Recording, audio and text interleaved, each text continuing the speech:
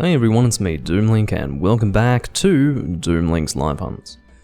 I suppose for those of you who didn't really keep up to date on what I was doing in Hunting with Purpose, you may wonder why we're back to this series. Well, the reason why is because I did accomplish the objective that I had set for myself in doing the Hunting with Purpose series. The purpose was indeed to finish this armor set and craft all of the lances and gun lances that I wanted to use with it.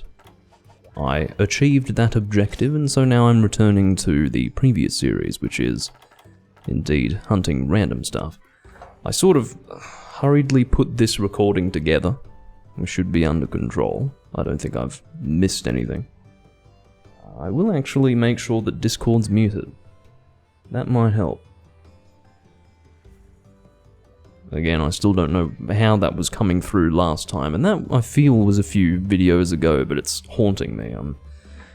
I haven't really worked out why it happened, so therefore it remains an unresolved issue, so I'm still concerned about it. The first hunt that we'll be doing today is Goldbeard Cedeus, and there is something of a story to tell when it comes to this room. I wasn't entirely sure that I would be doing Monster Hunter 3 Ultimate today. The reason why is because when I'm sitting down ready to do a recording, that may not necessarily coincide with lots of other people sitting down to play 3 Ultimate, which is to say that there might be almost no one to play with. The reality is that there is almost no one to play with. That still remains the case, but I do have precisely 2 people to play with, and I joined the room just to see how things were going, to see if perhaps this was a room worth hunting in, and furthermore, if 3 Ultimate was going to be a viable option today. And the second player, Renji, says, "Hey Doomlink." I'm like, okay, hello. It's not a huge surprise that some random person playing this game would know who I am, because it's a very small community at this point. If you're playing 3 Ultimate, there is every possibility that you're going to find me, because I'm one of the few people streaming it at the moment.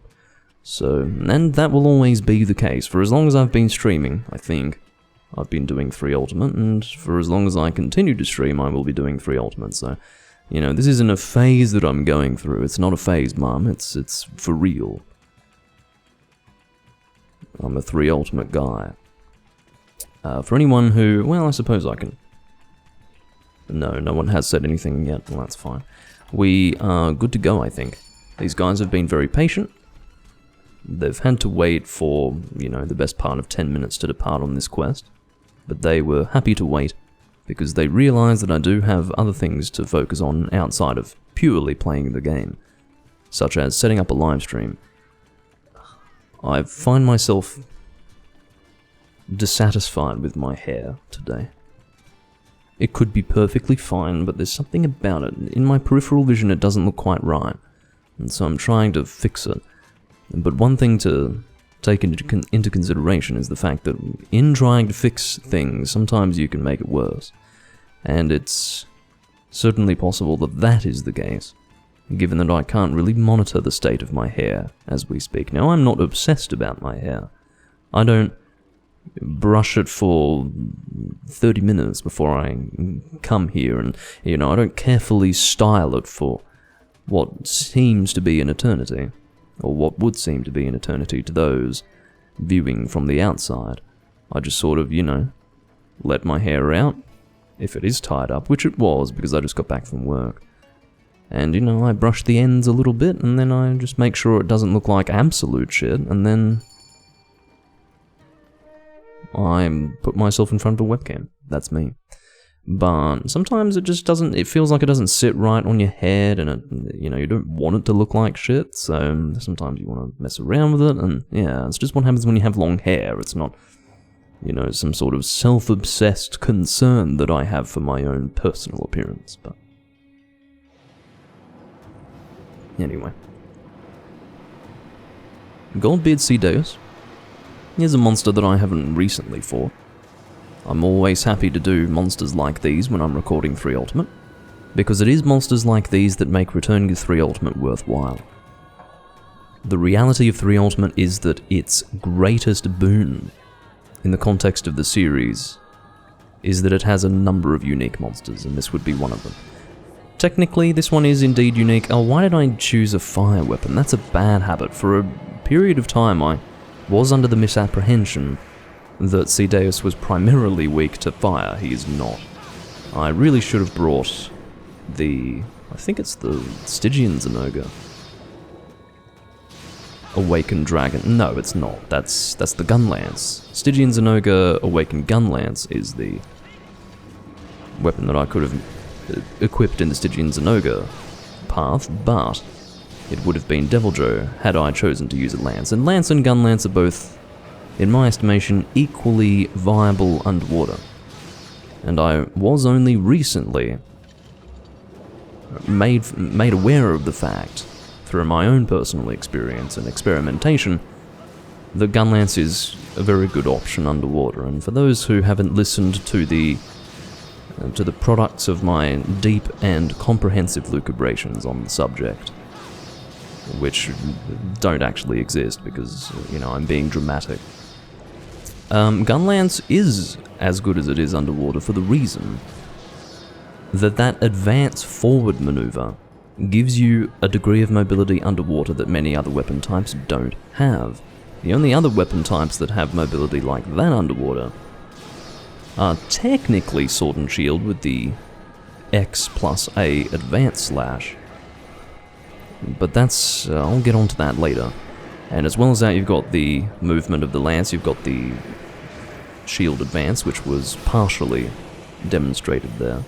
I feel like I just heard the sound of a vibrating phone, but my phone's not vibrating, so I don't know what that's about. Maybe I'm vibrating. That's certainly within the realm of possibility. But perhaps not within the realm of probability. I think I'd feel myself vibrating rather than just hearing the sound of it. That would be rather odd.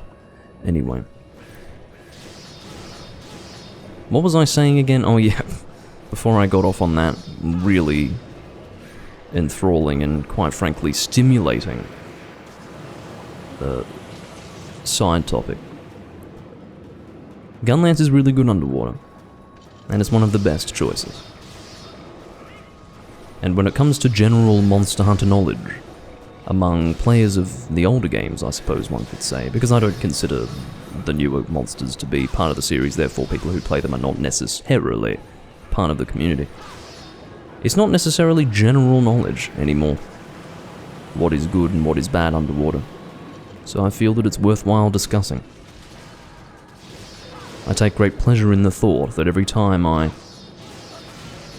record this game, I'm actually possibly broadcasting something totally unique and novel to a select group of hunters who have not experienced this game before, or Monster Hunter Tribe. Now, we have to be careful here. The perspective with this water beam is very confusing. See, I don't know if I'm in the direct path of this or not. It turns out that I wasn't, but there was no real way for me to know. Because, again, there are situations where it looks like you are in the direct path of it when you're not, and then the reverse of that is also the case. So it gets pretty confusing. The best thing to do is to at least try to move in some direction away from where you were when he started charging up the water beam. That is the best thing for you to do. Because there's no guarantee that you're going to be able to make sense of your position in relation to the monster when he is at that angle. So that would be the situation. I don't think he's doing a swimming animation to the Dragonator, although he could be.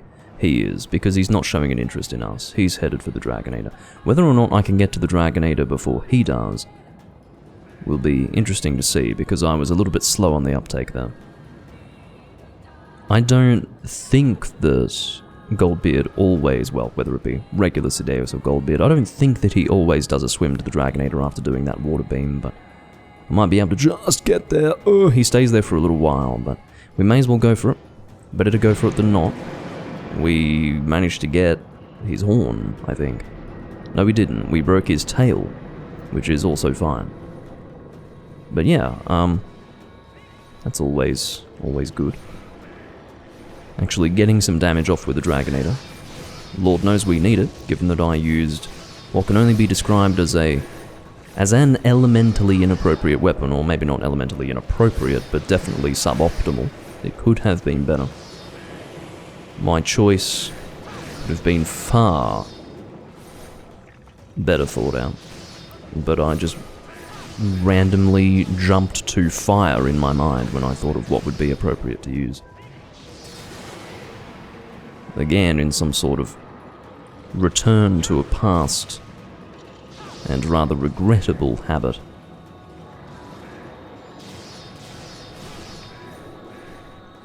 I suppose we could go for the other horn break, although I don't feel obligated to do that.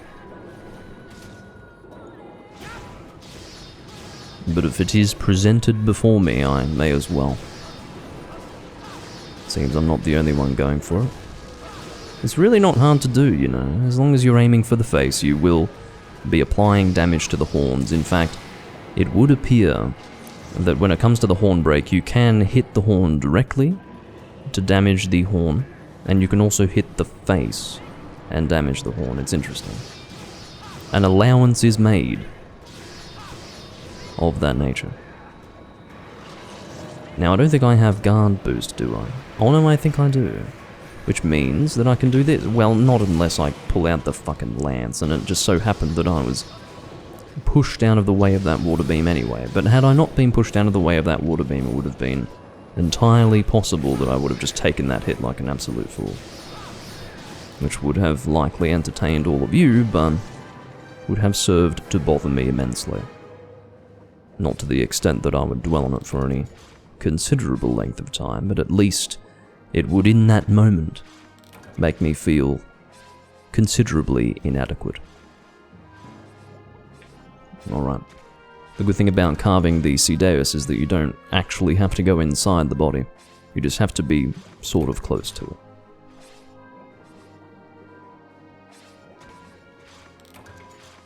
And quite appropriately, we finished just before I ran out of air. The best thing to do whenever you're fighting in one of these locations. Well, there is only one. No, there are two underwater arenas. You've got the one that's actually in the arena, and then you've got this one.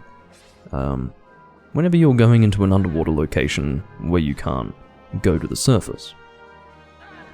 You can go to the surface in the underwater arena, actually, so it would only apply to this location. Get to the point, Doomlink. Bring air filters or oxygen supply or something along those lines. It just helps you out a lot. Think of it as increasing your DPS. You don't have to take time away from the fight to get air. But fortunately, we didn't actually need to do that. There was no need whatsoever because we killed it before we could actually... Well, we could have technically consumed oxygen supply before we ran out, but we were not in any desperate need to do so, because we had already killed it. Well, it seems that I've got too much of this, so I'll sell that. I'm actually not at max zen, so I actually don't feel like I'm completely wasting my time by selling things at the moment. It will very soon feel like a waste again, but I'll enjoy this feeling while it lasts. As ephemeral as it might be. Alright, there was something that I was lacking in my inventory. Hot drinks. Well, I'll go and buy some. I'm not necessarily going to need them immediately, but... What are you hunting, Sir Doomlink? Asks Renji. Well, I'm not hunting anything in particular. I came online today so that I could hunt random monsters. So, whatever you guys would like to hunt, I am happy to hunt. I would prefer not to hunt the same monster over and over again. Different monsters each time would be my preference. So, yeah. You two can post away, I don't need to post anything today. I was a little bit too eager to drink there. I brought the glass to my face with such incredible velocity that I smashed the rim of the glass against my teeth, which would have likely been moderately audible. Bump off, barry off. Okay.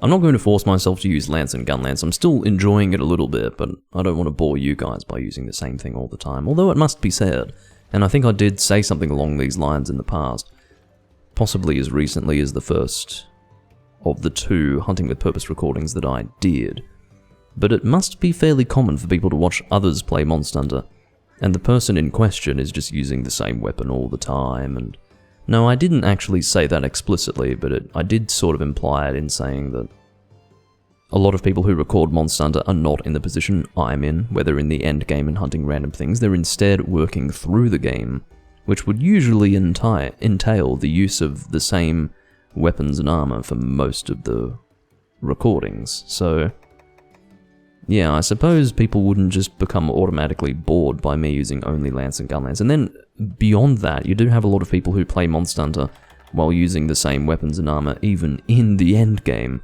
And I'm sure plenty of those people would be recording as well. So you know what? Regardless, this is better. Like, whatever I'm going to be doing is an improvement upon what a lot of other people would be doing in the community. And you know what? That's not necessarily, I guess, impugning their abilities as streamers or their quality. It has more to do with the fact that some people just enjoy the game differently, and that can be more or less entertaining depending on those preferences. Now, I might use a greatsword. I may as well use a Awakened Greatsword. In fact, I have a Fire Awakened Greatsword in mind. It just flashed into my mind. It was a moment of inspiration. This is one that I can use. This is one of 2 Fire Awakened Greatswords that I possess, but there is another one that I do like very much, and that is the Anima Reaper. It has a lot of fire, sadly does not possess purple sharpness. Even a sliver of purple sharpness would have been nice, but that's alright. The Anima Reaper is a greatsword that in almost every scenario I would prefer to use over that other one. Not because the other one's bad, but because this one actually takes a lot of time to get. This one requires the slaying of 3 Super Stygian Zenogre event quests. Well, you don't slay a quest, but you do slay the objective of a quest, which is the Super Stygian monster. And he takes a long time to die, and quite frankly, he does also require a good team, and quite frankly, the less people play this game, the harder it will be for anyone, quite frankly, to get a group together to actually fight monsters like that. So the value of this greatsword, in my opinion, is only going to increase over time.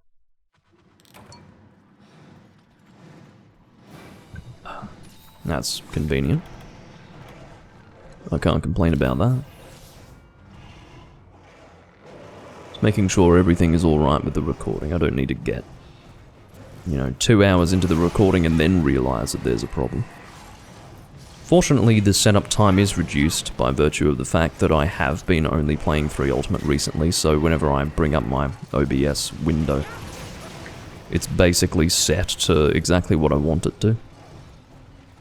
All I have to do is position my green screen and my webcam appropriately, and then we're under control. I will of course be aiming for the wings. I do need to reduce this monster's mobility if I am to successfully hit it. Well, maybe not successfully hit it, but it will increase my chances of consistent level 3 charges if I can reduce the mobility of the monster that I'm fighting. That would stand to reason. And of course, whenever you get that level 3 charge, not necessarily hit the monster with it, but at the very least achieve the charge level 3 of the greatsword, you will get to see the visual change in the greatsword, which is, oh for God's sake. I unfortunately couldn't move further to the right than where I was already standing. Well, I tried.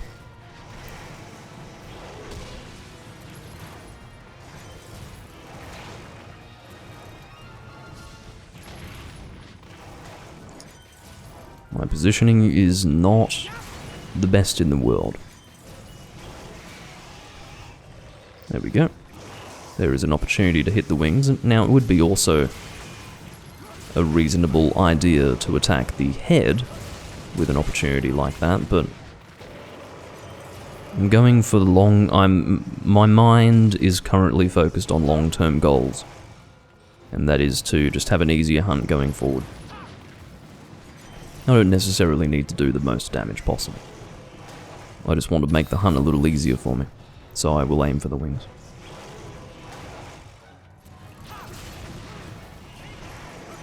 As I'm sure you can appreciate, getting a draw slash off there is better than getting literally no damage off, so I will take that. So yeah, I even got a flinch off that. Now, having critical draw obviously helps. I don't have that. I've got critical eye, I think, on this particular set. Not because I've deemed critical eye to be better than critical draw, but rather because critical draw was not an option. Oof, has made it up. And he's gone and spoiled it. He actually made it up, and then he's gone and run off over there. There is more space to find him up here, so I would ask you to come up here with the rest of us. And by the rest of us, I mean the two of us. Oh god. Very good positioning for that trap, but I feel like I wasn't able to get in there quick enough, because I wasn't anticipating it to be perfectly positioned. I suppose that would be an unfair reason to complain, wouldn't it? Complaining that it was too perfect. I should rather blame myself for not being ready.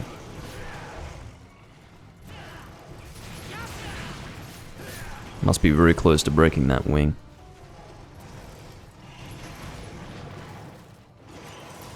It almost looked like I could have hit the tail in that moment, but looks can be deceiving. I got a turnaround charge on the wrong wing. That's not to suggest that I was aiming for the other one, but it is to suggest that I would have preferred the damage to have been applied to the other wing. No. Unfortunately, Renji was the target of that attack, and I was moving in line with him, so that wasn't helpful. Stop it.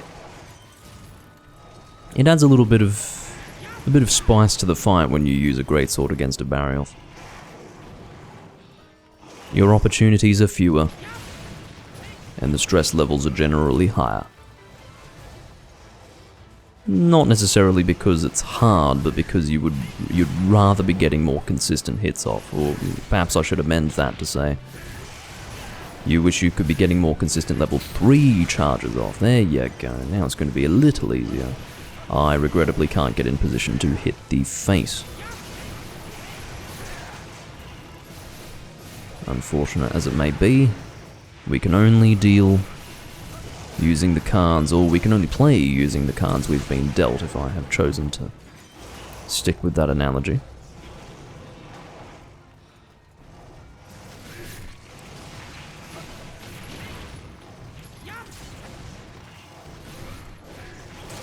I'm playing, well, that was very nicely done. He was in mid-run, in the opposite direction. And you cut the tail, nicely done.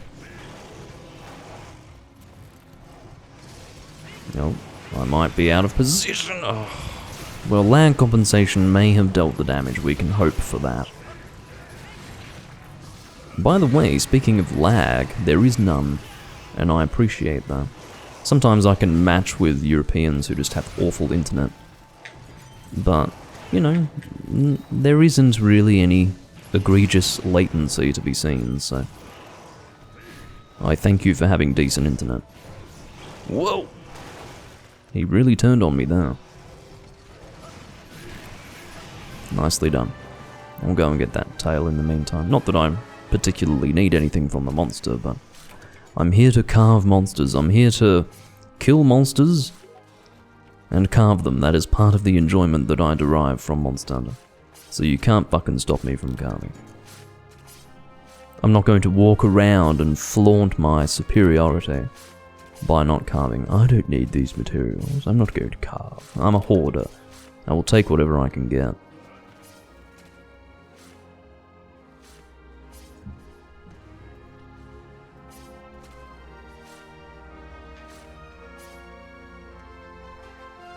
I enjoy single monster hunts as long as they're not super fast, and this wasn't super fast.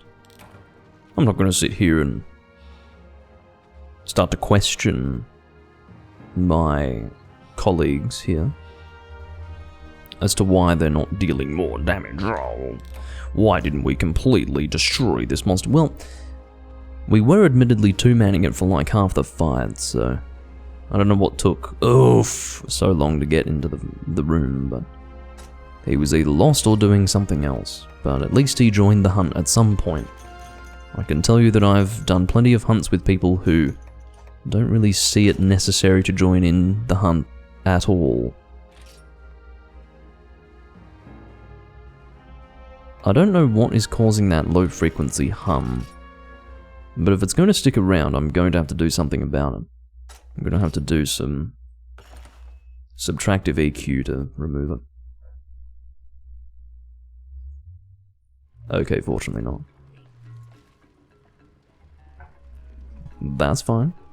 I will not take issue with you sharing my stream. Did you do it on such an impulse that after you did it you felt that you had to apologize for it? Don't worry, I can live with that. If they are also Monster Hunter players, then we might get along. We might get along. There are no guarantees in this world.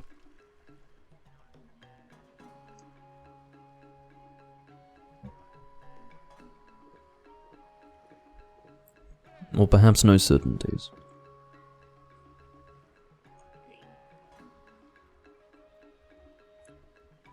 I don't think I'll use Greatsword again. When you do Barioth with a Greatsword, let's imagine that the enjoyment that you get out of Greatsword is almost like a gauge that is being filled. At some point the gauge will become full, because you've used Greatsword enough. You've been stimulated sufficiently by the act of using Greatsword. Well, that gauge that I've just illustrated has been filled in one hunt with a Barioth, because that stimulated me enough to require that gauge, that bar, to now recede in the fullness of time. Because I'm sick of it, okay.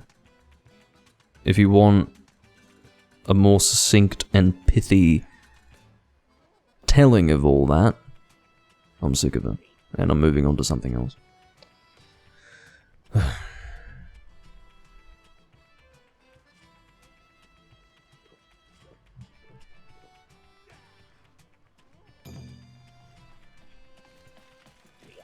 Let's have a look and see what's been posted now. Hungry eyes.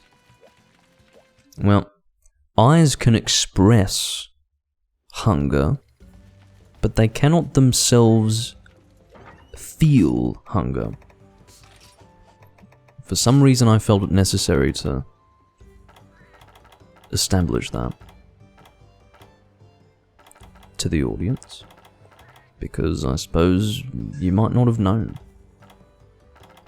I will actually use a bow, although, well, no, this should be fine.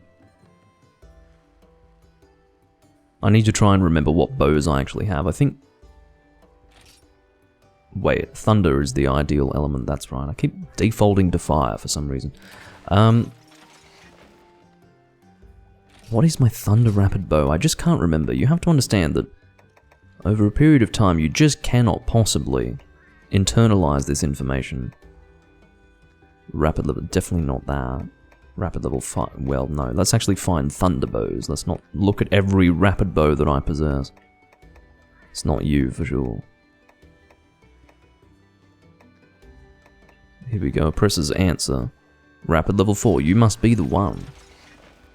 I don't know why, but I instinctively went for load up when it came to rapid thunder. Which must mean the information does exist somewhere in the back of my mind, it's not at the forefront of said mind. And so I had to refamiliarize myself with it.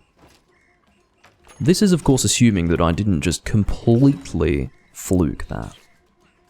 Which is also entirely possible. I don't want to mislead any of you into thinking that I'm somehow more, I don't know, mentally capable than I really am. It would be nice to get a fourth person at some point.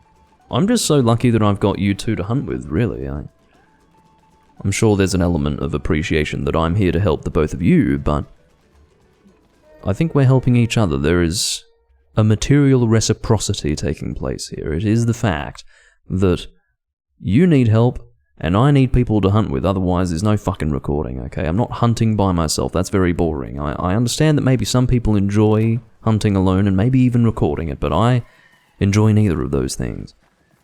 I don't enjoy hunting alone very much, and I don't enjoy recording myself hunting alone. So, I'm happy to be here. I'm not engaging in a form of charity as we speak. I'm getting something out of this. I forgot to bring coatings, which is really just what everyone has to expect when they see me using a bow. Oh, Doomlink's using a bow. Let's see if he brought coatings. I mean, you could really take bets on it, and I can assure you the most dangerous gamble of them all would be to put your money on Doomlink bringing coatings. It would be a very lucrative gamble if you were to succeed, because no doubt everyone would put their money on me not bringing coatings, but anyway, it has to do with the fact that I'm usually monologuing about something, and I'm focused on other things, you know. I'm multitasking. At all times, I'm multitasking. Those of you who assess and judge my play, and even the things that I do as I am in a Monster Hunter game while recording it, need to actually take into consideration and factor in the reality that I'm actually recording as well. Which, you know, might not sound like a big deal, but I do expend much of my attention and mental capacity to the recording process, or on the recording process.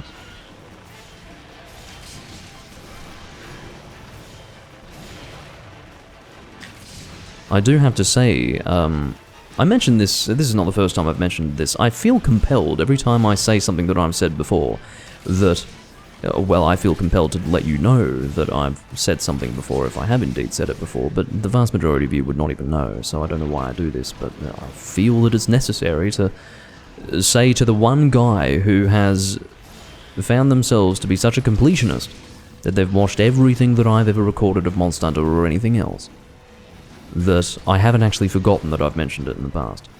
But when I first played Monster Hunter on camera, which is to say, not like literally with a webcam, but you used to say, let me go off on a tangent very briefly. Back in the old Let's Playing days, I'm talking 2006, 2007, you know, Let's Playing more or less was born in 2006 on the Something Awful forums. Really sort of took shape in 2007, 2008. Peaked in 2009, and then died 2 years later. A short-lived lifespan, to say the least. You would always say on camera to refer to anything that took place while being recording, but that never referred to actually having a camera involved. It was a figurative term, or phrase. And nowadays, if I were to say on camera, the assumption would be that a camera is involved because I literally have a webcam here. You never recorded your physical self on the internet back then because everyone's concept of anonymity was fiercely different to what it is now.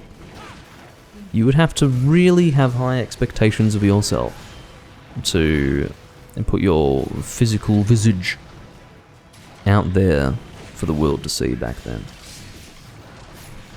You know, it was very normal to not actually have a human presence.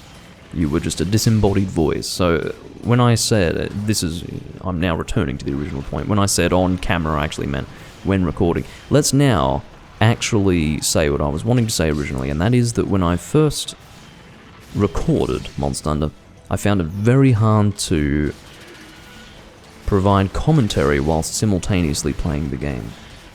The first time I ever tried to record Monster Hunter was in 2013, and I really struggled at first with that, because obviously prior to that point I had always had the luxury of being able to give Monster Hunter my full attention when playing it. Let's just say that an entire skill set that I had developed was something that I could draw upon with full attention being given to it hitherto.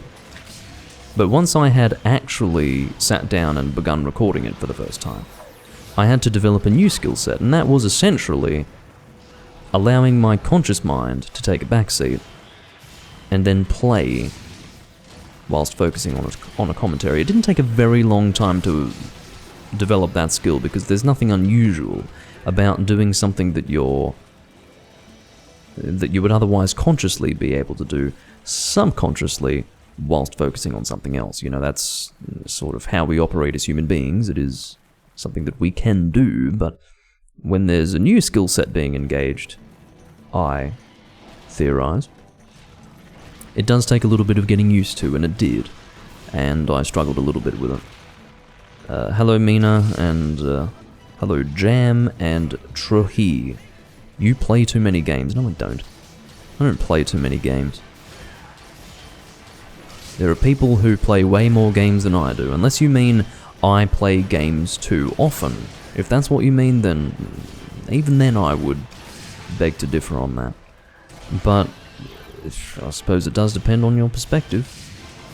But based on your frequency of playing Monster Hunter Portable 3rd and Freedom Unite, Mina, I don't really need to hear that from you. But as far as playing different games, no.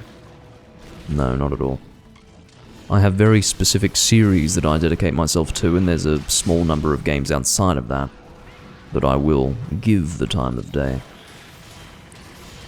There are people on the opposite end of the spectrum who probably would find dedicating more than 50 hours to a single game to be pretty impressive, whereas for me that's sort of just barely getting started with a game, because I really devote myself to a game and then learn it inside and out. And of course you can't do that with every sort of game, so obviously what comes along with that is the careful selection of a video game that one is going to play. It would be a game that is going to have that sort of playability, that replayability in fact. A game that's going to keep your attention for hundreds of hours, not tens of hours, hundreds of hours. And there are plenty of people, at least in the past, and I would imagine it's still the case, that don't want to play a small number of games for a long period of time, but rather a large number of games in short bursts or for short periods of time. You know, they get this illusion that they're somehow doing more with their time because they're playing more video games, but they're only getting a small taste of each of them. Or perhaps they're playing games that really would not be worth playing for more than 20 hours anyway. It really depends. There are all sorts of different gamers out there, many different permutations, but in regards to myself, I am the former. I am the person who finds a few games to really dedicate himself to. Hey Hossein. What have we got in the reward box? Nothing that I need, but I will still take interest nonetheless. At least for the sake of having something to say in that precise moment when I said it. Hunter rank 482, we will reach 500. I'm not going to say soon, but we're approaching 500 at least. I'll say that we are approaching 500. So, that way I don't push any expectations onto... Or rather, that way I don't create any expectations. Do I have too many of these? Do I literally have one? No, I don't literally have one, do I wish I could see a total number of what's contained within a box rather than only seeing the quantity of that specific... Oh no, I can. Of course I can. See that second number? The one that says, the one that has the fucking box icon? That's the one that tells you the total amount.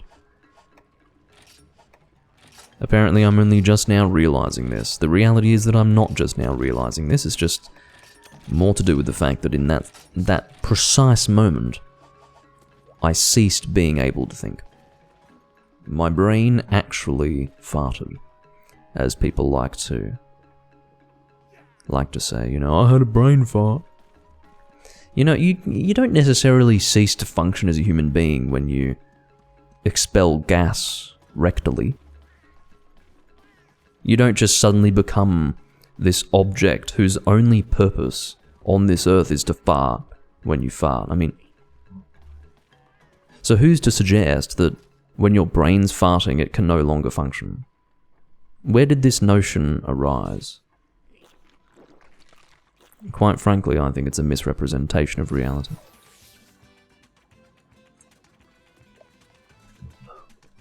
You're upgrading the Dread Queen Lance in Double Cross right now.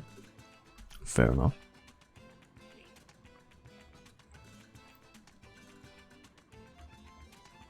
I actually wanted to make the Dread Queen dual blades. Now, this is a funny story. The Dread Queen dual blades. Now, for anyone who is unfamiliar with this fact, I'm hunt rank 999 and oh no, Renji is gone. When he said thanks for hunting, I guess that was his farewell. Yeah, thank you for hunting. Is Oof gone too? Are these two joined at the hip? Has the departure of Renji meant that we must now say goodbye to Oof? If we're saying goodbye to Oof, then there is every probability that I'll have to change games. Now that sounds pretty extreme, but these are pretty much the only people I can play with right now in this game. You guys are actually the only thing keeping this stream going, or at least going in 3 Ultimate. So, you'll stay? Well, thank you. You saved the live stream. A great weight rests on your shoulders, and I furthermore ask you to post a quest. Any quest. Post what you want. What was I talking about? Shit, now I have to remember what I was discussing. It was something important. I was developing a point. I can't remember what it was. As they say, if you can't remember what you were going to say, maybe it wasn't anything of real worth, but this is not true. This was important. Oh, that's right. I was able to jog my memory by looking at the chat.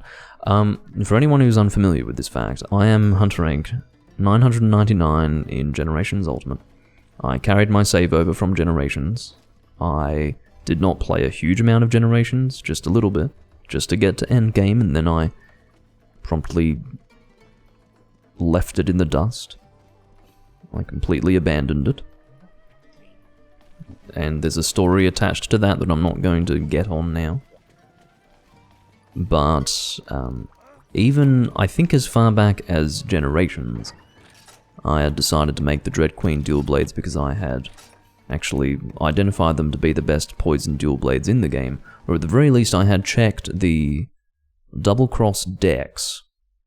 Ping's decks existed for Double Cross quite a long time before the English version of Double Cross, in the form of Generations Ultimate, released, so I was able to actually see what would be good in Generations to then upgrade into G rank in Double Cross when Generations would be given the what was that hand movement?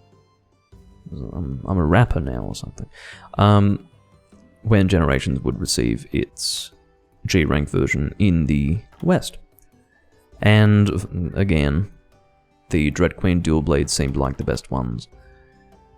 But the process of doing a higher rank Deviant, doing all of the 10 fucking Deviant quests, and then doing another 5. Yeah, no, that did not happen. I think I intended for it to happen, quite seriously, but it didn't. And yeah, I'm sure it's still technically on the agenda in Generations Ultimate, but I'm not actively seeking to level up my Dread Queen, and if any offers are made to assist me, with that endeavor. I do appreciate them, but I really am not in a rush to get that done, so yeah. Use hammer when? Fuck, I guess I'd better do it then. What am I hunting again? It's something. I'm certainly hunting something. I can't believe I forgot what it was. I'll have to double check.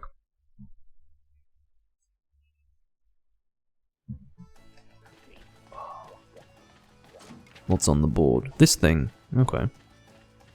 A fire hammer then. Hammering Ludroth isn't too bad. His head's a little bit high up, but it's not so high up that you can't uppercut it. It is within uppercut distance.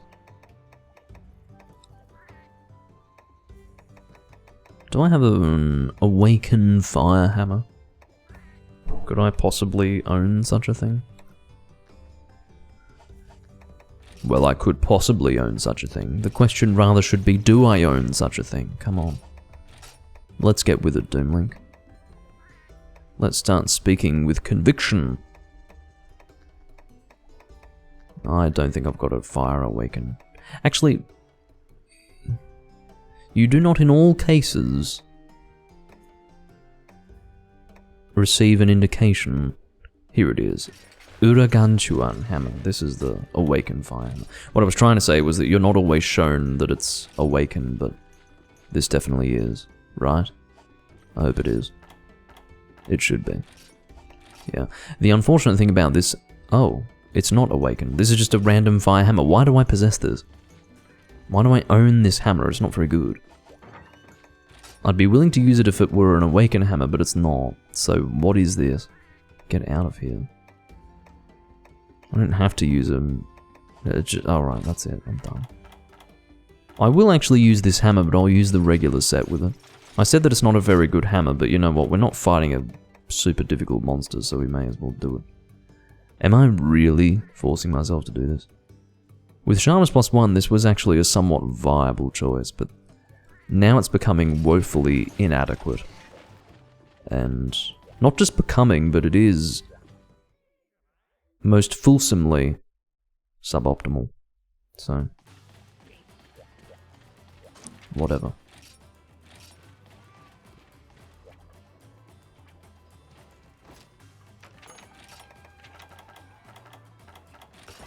Ultra Lucky Cat and Heroics.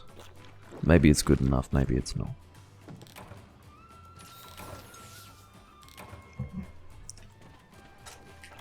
I suppose it would depend on what my other choices were. What I'm trying to say is that there's no way I'm actually going to make use of Heroics, and furthermore, Lucky Cat, when I don't need anything in the game, is not really going to do anything for me, so... There you go. You play on Citra, so you sadly can't help. That's alright. That's definitely alright. At some point, I will have to also be playing on Citra. Or Seamew, whatever they call it. Because these servers are not going to last forever. They've lasted for a long time. They've definitely lasted far longer than I ever could have imagined that they would last. But they do have to close eventually, and when they do, I will be moving to an emulated version of the game. I, fortunately, like, literally the only reason, and I do mean this seriously, like, I will not.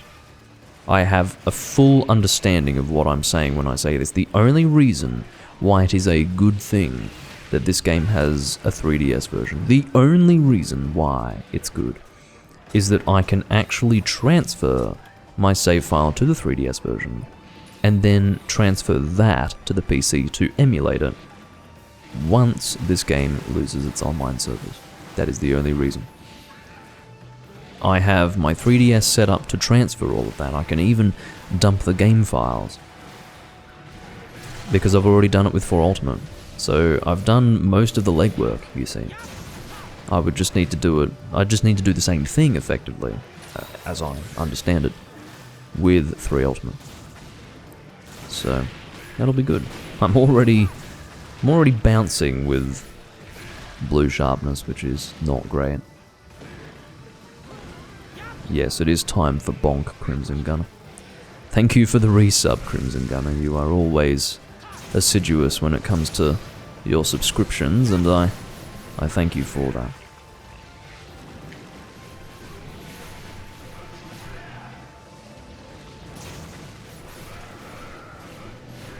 Am I going to aggressively seek to knock out the monster? No. I will rather half-heartedly attempt to do that. If I don't get a KO, then life goes on. I'm going to say hi to Angel. Angel has joined the room. If there is anyone watching who is able to play 3 Ultimate, you are welcome to join. This is not a friends-only room. This is not some exclusive thing. There are literally 3 people playing the game at the moment, and they are myself, Oof, and the person who just joined. So you are open and welcome. Rather, this room is open to you, and you are welcome to join in, if you so desire. And if you are able to. And I realise that not everyone is able to. That was a regular knockdown, that was not a KO. Which was probably well understood by all of you, but I, for some reason, still felt it necessary to say that.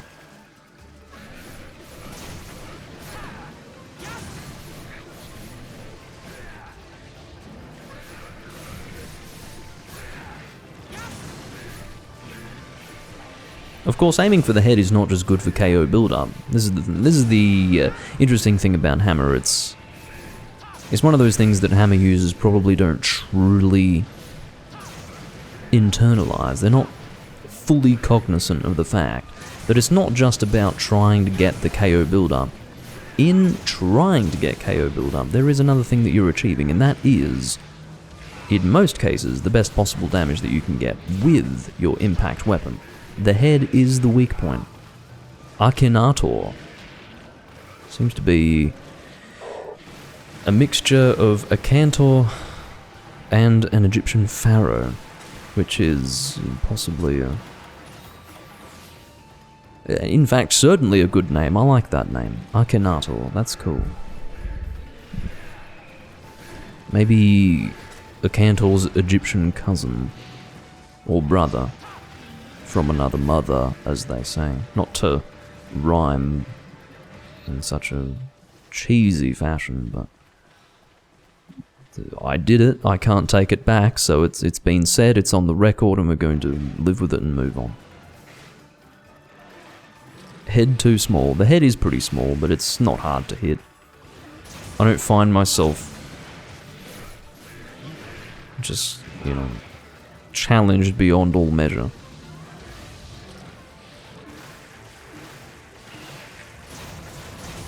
I didn't actually mean to do that, but it's fine.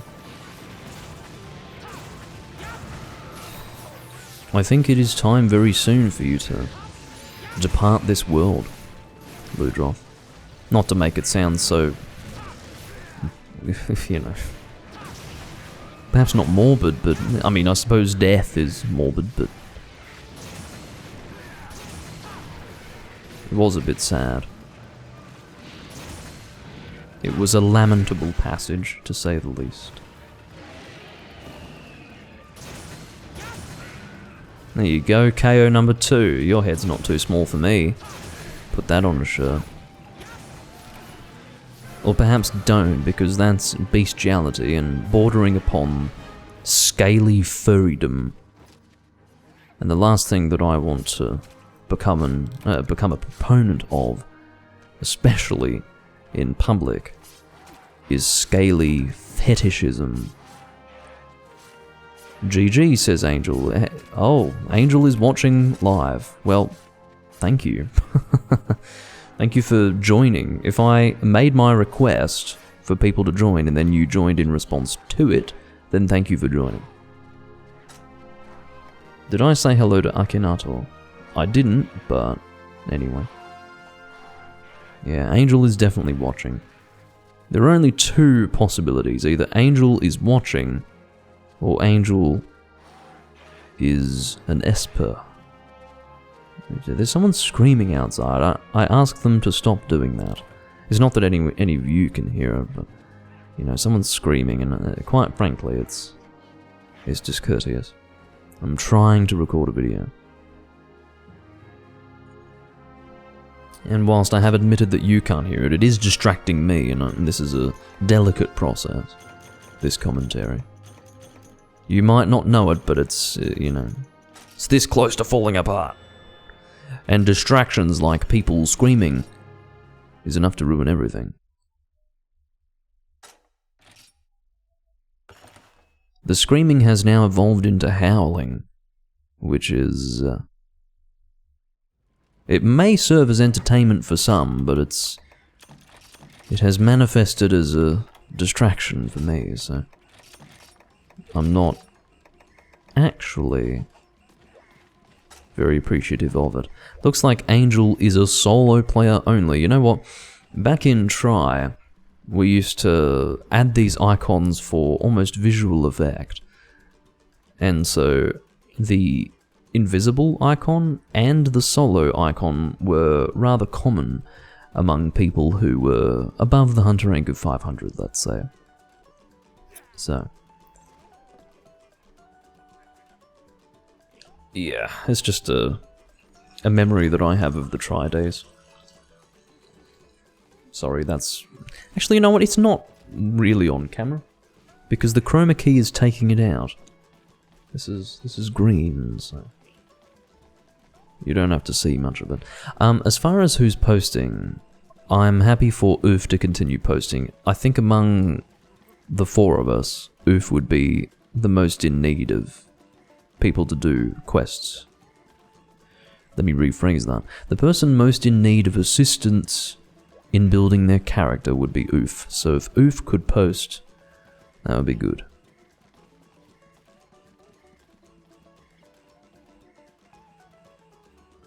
The scaly furry has awakened within that screaming man.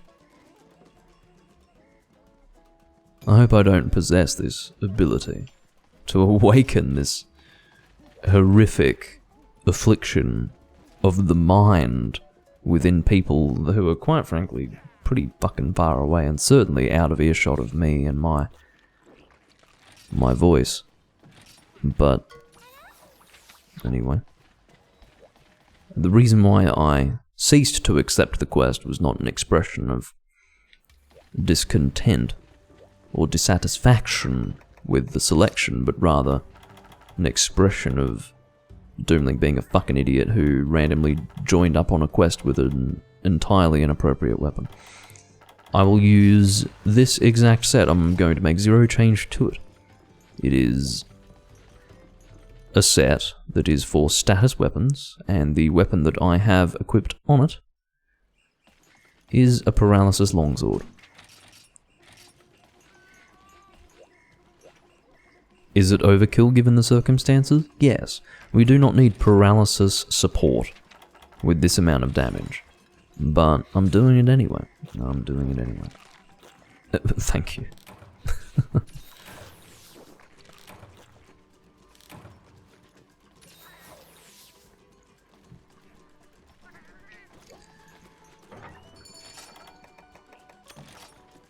My voice has to at least account for something, because I am here effectively talking to myself. Well, no, it's not really like that anymore. I'm actually talking to an audience now. You have to understand that when I started doing videos, it was before live streaming, really. I mean, live streaming did exist on Justin TV and other such websites, like we're talking 2009, but it was not a thing. It was difficult to get an audience. And believe me, the live streams, they looked bad. Live streams looked bad back then. They look bad now, okay? Let's just all sit back and realize that live streams today look bad. So can you imagine back then when internet in most of the world, and certainly including Australia, as I'm sure most of you know, was just downright awful? Well, yeah, it was not good. Like, we're talking about 1,000, 2,000 kilobits per second, okay? It doesn't look good, especially at low resolutions. So, yeah, like imagine 480p, 1000 kilobits per second bitrate. It looked like a garbled mess, so it wasn't anything to write home about. Hey, Rizeru. Oh, I see. Looks like Renji had internet connectivity issues and disconnected.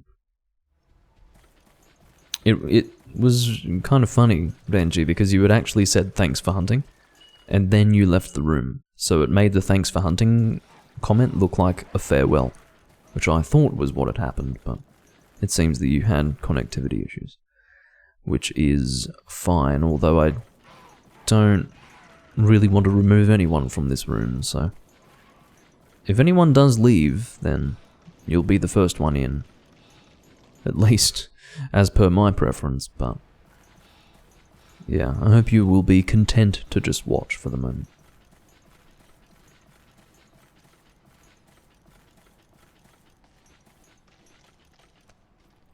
Well, thank you, Oof. Try was not my first game, but it was the first game that I put a lot of time into in the series, and yeah, I'll try to keep away from that head, actually. You're running hammer. I don't need to become the very annoying longsword user who trips the hammer guy the whole damn time. Of course, there is obviously the incentive to aim for the part of the monster that is weakest, but you can't do that at the expense of the DPS of the hammer guy. That's just ridiculous. So basically we've got KO and paralysis here. My hope is that they don't...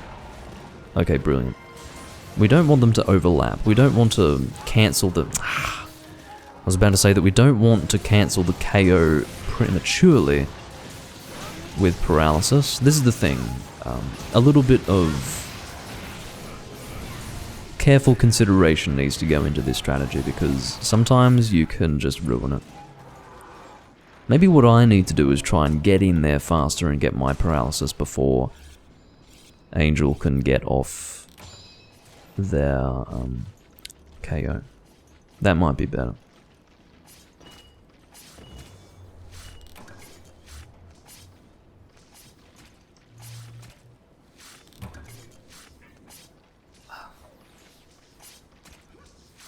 I think of all the monsters in the game, Rathian would be one of the least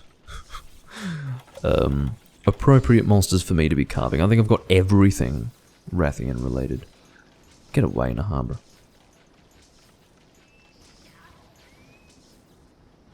All it takes is for the Nahabra to hit the bombs on one of 4 people's screens for them all to explode.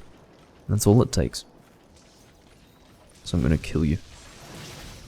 Oh, it looks like it happened. See? See what I mean? Keeping Nahabra alive is a dangerous thing. Good trap positioning. Detonation in midair? No. I guess that fell on one of us because the hammer user was trying to get the golf swing on the landing. Well, I don't think there's much of a chance of me getting the paralysis out before the KO, but we'll just hope that we don't get too bad of an overlap.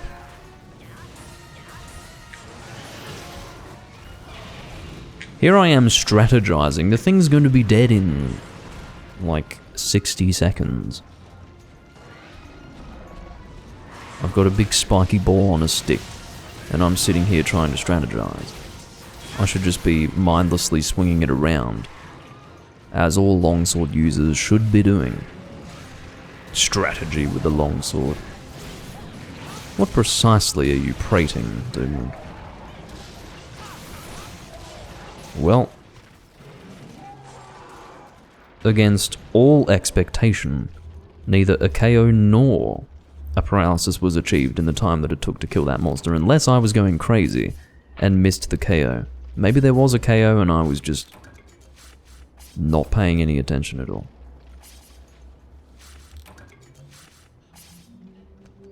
But anyway. I'd be surprised if there wasn't a KO. There were a lot of head impacts, so I must have missed it.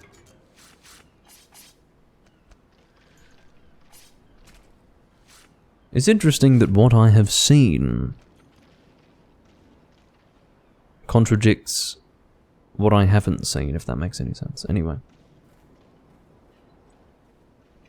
That seemed like a very, poetic and almost introspective analysis of what happened, but I think it was not actually that impressive, and so I'll move on from that.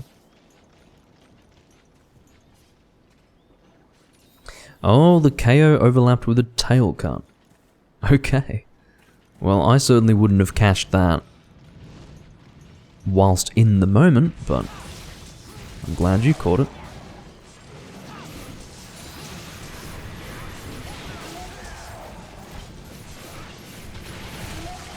I speak for myself, not for the average person who is in the hunt. As I said in a previous hunt in this recording, all hunting is technically taking place whilst I am here crapping on about things. And that means I am multitasking. Well, there you go. So yeah, I'm multitasking. It means that I do miss things. And sometimes I do ridiculous things.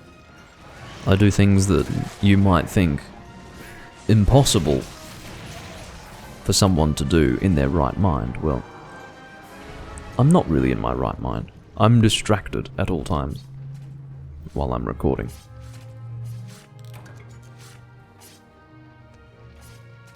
But that's how it is.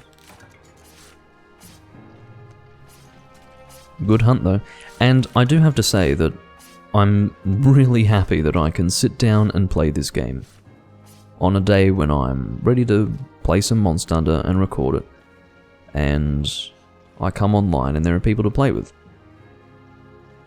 It really does, well, let's put it in these terms. I'd be having a much less enjoyable time if I had to go and launch Generations Ultimate and play with those Chinese people, because, you know, it's not because they're Chinese, okay? I need to make this very clear. It's just that they they don't communicate because they can't, and furthermore, they just, I don't know, I haven't had positive experiences with them, okay? And that community is dead, as far as I'm concerned. It's alive, and you know what, I do appreciate the Chinese player base, because they are keeping that game alive. It might not be alive in a good condition. It might be effectively strapped to life support, but it is still alive. And you know what? It's something for me to record, so I'm happy enough.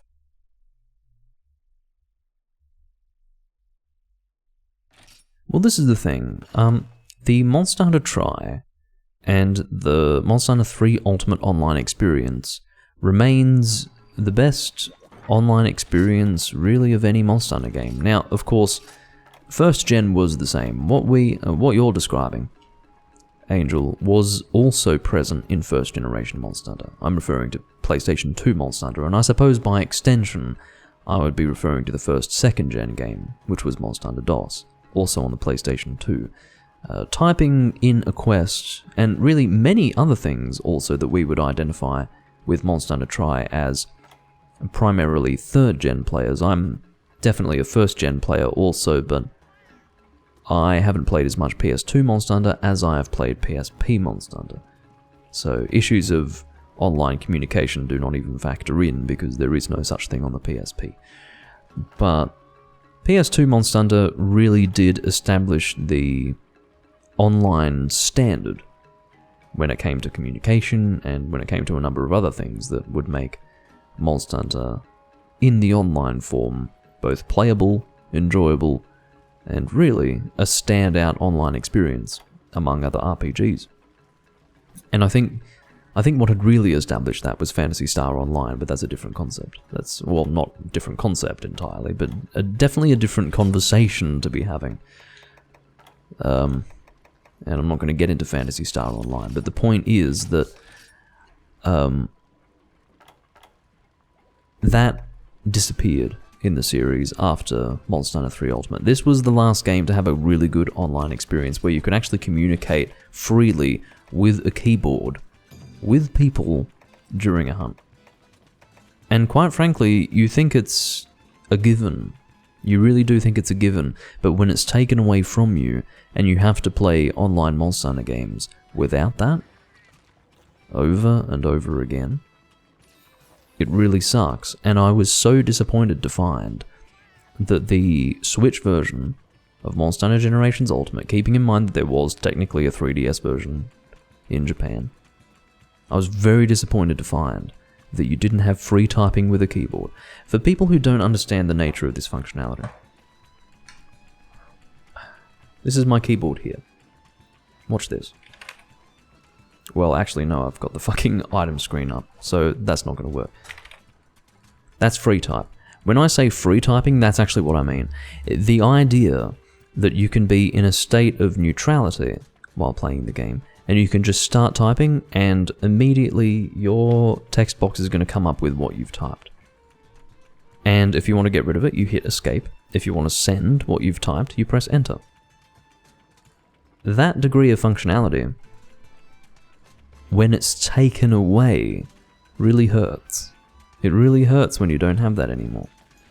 Yes, you can still type on a USB keyboard on the Switch when playing Generations Ultimate, but it doesn't work like that. You have to press a button on your controller to be able to do that. You can't just start typing on your keyboard and it's recognized automatically. Furthermore, you can't type on a keyboard while in a hunt in Generations Ultimate. And you know what? For a stationary console experience, which is how I play, it might not be how everyone else plays, or how certain other people play Monster Hunter Generations Ultimate, but that is how I play. It is a stationary console experience for me, and for that reason, it's actually not good enough. It's far inferior to that of my 3 Ultimate experience, so yeah. And also the Tri experience. What we're seeing in 3 Ultimate here was pretty much exactly the same in Tri, in terms of functionality. 2 Stygian Zenogre. If any of you were hesitating to see if I were happy with the quest, the answer is yes, I'm happy with it. I will bring an Awakened Lance, I think. Or an Awakened Gun Lance, whatever seems more appropriate. But I think Lance is what I would like to default to at this stage. Idian Crown. No, Thunder is the ideal element, not Ice. Which leaves me in an awkward position, because I do not have an Awakened Thunder option for Lance or Gun Lance, so I'm going to have to go back on that. What should I do? I could do Light Bowgun. No, I don't want to. Not for 2 monsters. I prefer to do single monsters when doing Bowgun. It has to do with a laziness that I don't really want to go into detail about right now.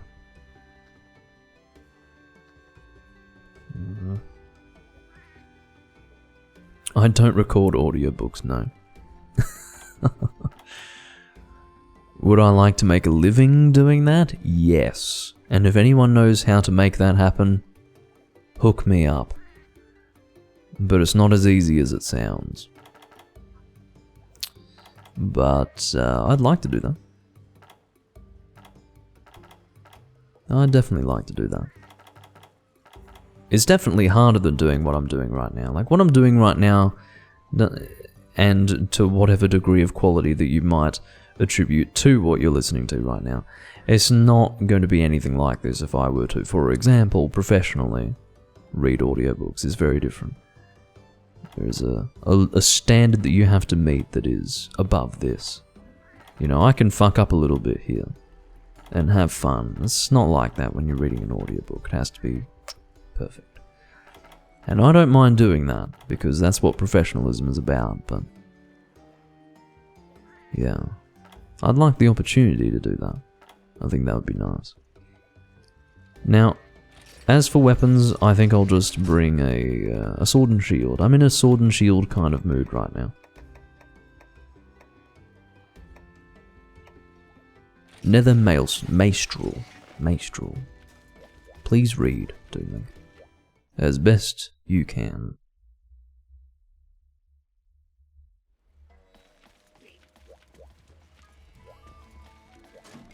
Yeah, look, anything that I talk about will not factor in, at least as far as I can control it, 5th generation Monster Hunter. That's not really part of the discussion. Everyone's got their own opinions on 5th generation Monster Hunter. I suppose my opinion can be summed up with the following sentence. I don't think it should even be called 5th generation Monster Hunter, semicolon. It should rather be considered, I'm keeping it as one sentence, it should rather be considered to be a reboot. So it is therefore not any generation of Monster Hunter, but it is instead a different thing, and so it doesn't enter the discussion. That's all I have to say on that. It can exist as both a very harsh judgment and also a fairly... Well, I haven't gone into detail, you know. I've just said, look, I don't want to discuss it, and I obviously don't like it, and that's just going to have to suffice. That is it. Alright, Sword and Shield. My most used weapon type by a significant margin in this game. I don't know how it happened, honestly. I'm using my D-pad to move the camera so much. And I'll tell you why. It's because I've been playing a lot of Monster Hunter 1. The Japanese Monster Hunter 1, more specifically. And so I am more naturally moving the camera with the analog stick. I'm not going so far as to do the claw. Fortunately, I'm not at that point yet. If I find myself playing Monster Hunter 1 exclusively for a week, like for a full 7 days, I'll be coming into this game using the claw, absolutely. When I first played Tri, I didn't use the right analog stick for a long time. Not because I had a problem with using the right analog stick, but because I was so used to using the claw. Not from playing PS2 Monster Hunter, but from playing PSP Monster Hunter, that I just couldn't consciously move my thumb to the right analog stick to move the camera. It just didn't feel right. My muscle memory brought my left index finger to the D-pad to move the camera. It wasn't for probably 2 months that I finally removed that habit. At least enough to be able to very comfortably use the right analog stick. And once I could do that, you better believe it was a great experience. And that was how Tri was for me when I first started playing it. I was using the claw on not only this same design of controller, but on exactly the controller that I hold in my hands. I traded in my original Wii, for reasons that I don't want to get into because that's a whole story. And I lost my original save in Monster Hunter Tri in having done that. But for some reason I kept the controller. I think I totally forgot about it. I wasn't in my right mind that day. Getting rid of my Wii and losing all of that progress in Tri. It's because I had burnt myself out so fulsomely and so heavily in Tri that I had no longer the ability to identify just what I had. I didn't know what the game was to me anymore. I didn't realize what the progress that I had made in the game meant to me. I didn't realize what all the time that I had spent actually meant. Whether it be to me or to anyone else, it didn't matter. I didn't care about it anymore, so I just got rid of it. And it's a weird thing, and honestly it has shaped the way in which I've played games ever since, which is a whole subject in and of itself that I won't get into because it is a lengthy one. But it relates to really valuing the time I spend in a game, and also really valuing being able to see the time that I spend in a game to sort of legitimize the investment. For me, it's all about time investment in games now because of all that. But anyway, moving on. I didn't actually get rid of this controller. This controller that I hold in my hands, the one that you're seeing, sort of. It's hard to see because it's black, but this controller has survived. I mean, what would it be at this stage? About 3,500 hours of Monster Hunter at this stage, which is a lot for one controller to handle. This controller has been with me for a while, and I do actually have a backup. I've got a, for collection, or for collecting purposes, a copy of Monster Hunter Tri sealed with the bonus controller that I hold in my hands, the Classic Controller Pro. So if this one really truly dies, I do have that one. You know, I don't necessarily need to keep it sealed forever. It can be opened and I can have a brand new Classic Controller Pro to play with if I really need to. But this one functions perfectly fine. Like, there's no button on it that doesn't work properly. I think I can shake it and there's something inside it that rattles around, but aside from that, it works. And it works just fine. So, yeah, this controller's been with me for a while. If anyone wants to... If anyone's concerned about the build quality of a Nintendo controller, specifically a Classic Controller or a Classic Controller Pro, let this be a testament to its robust constitution. It is well built. Very well built.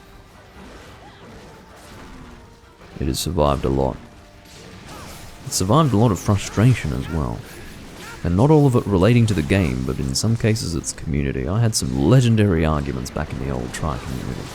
I think some of the most legendary arguments of my internet life took place in that community, because that was a congregation of some of the weirdest fucking people I've ever met on the European Tri servers.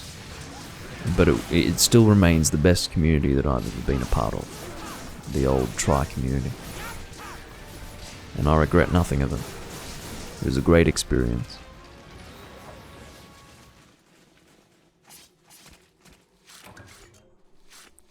Yeah, it is a very it is a very light controller. I think you might be talking about the Wii U Pro controller, Angel. This controller does not charge. It doesn't hold a charge. It is a controller that draws on the charge of the Wiimote. It connects to the Wiimote through a cable. I know the one that you're talking about, though. It is the Wii U Pro controller, and you're absolutely right, it holds a charge like crazy. If you plug it in for, I don't know, let's say 5 hours, you plug in the Wii U Pro controller for 5 hours, I don't know how many hours of game you're going to get out of it, but to put it in days, you're not going to need to charge it for months. It's amazing. Now, I paid a lot of money for the Wii U Pro controller. Anyone who actually bought the Wii U Pro controller will know that it was expensive, but it was worth the money. It was well built. I mean, it was light, but well built. In my opinion, much like the DualShock controllers. The DualShock controllers were an example of something that was built well, that wasn't necessarily heavy. When you're playing a game for a long period of time, you don't want a heavy controller. There's no reason for something like that. I don't want to get onto the subject. I don't want to get onto the subject of Microsoft because I'm not a Microsoft fan for a number of reasons. That doesn't necessarily mean that I'm a Sony fanboy, but I'm definitely not a Microsoft fan. But yeah, look, a light controller is important. But when you were purchasing a Wii U Pro controller, it wasn't a rip-off. You weren't paying more than what you were getting. You were getting a controller that once you charged it fully, once it had reached capacity, it was going to remain usable for a fucking long time before it needed to be charged again. And don't forget that even when the controller sits idle, it does lose charge, and we're talking months. Like 5 months. of this thing not losing a charge. I would guarantee, I don't even remember the last time I used my Wii U Pro Controller, but I can fucking guarantee you that it's still got charge right now. Because that thing holds a charge. And that's how you design a fucking controller. I don't know what took hold within Nintendo's creative mind when it came to crafting that controller, but yeah, it was a good controller. But yeah, I'll show you what I've got right now. This is my Wiimote. And connected to it is this thing. It's the Wii U Pro Controller. I've just explained that it's not that. It's the Classic Controller Pro. I think the use of the word Pro is what confused you there. The Classic Controller was essentially this, but without the handles on it. It was literally just this circular controller, I suppose to mimic the appearance of the Super Nintendo controller, which it does look rather similar to.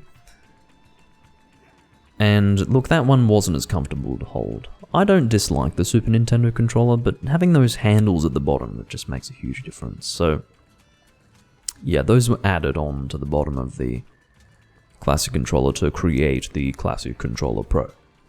And the Japanese version of Tri came with a white version of this very controller. And the Western version, for some reason, was black. I don't know why. But yeah, like if you had a white version of this, that means you got the Japanese version of Tri. And if you got the Japanese version of Tri, you got fucking ripped off because the community was dead and you had to pay for online, so I'm sorry. I made it look as if I was in a triumphant mood in saying what I was saying, but I'm actually... I feel empathy for those people. I think that the Japanese really did not get what they deserved when it came to Tri, being forced to pay for online. You have to understand that paying for online for a Monster Hunter game in Japan was not a novel concept. But here's the catch.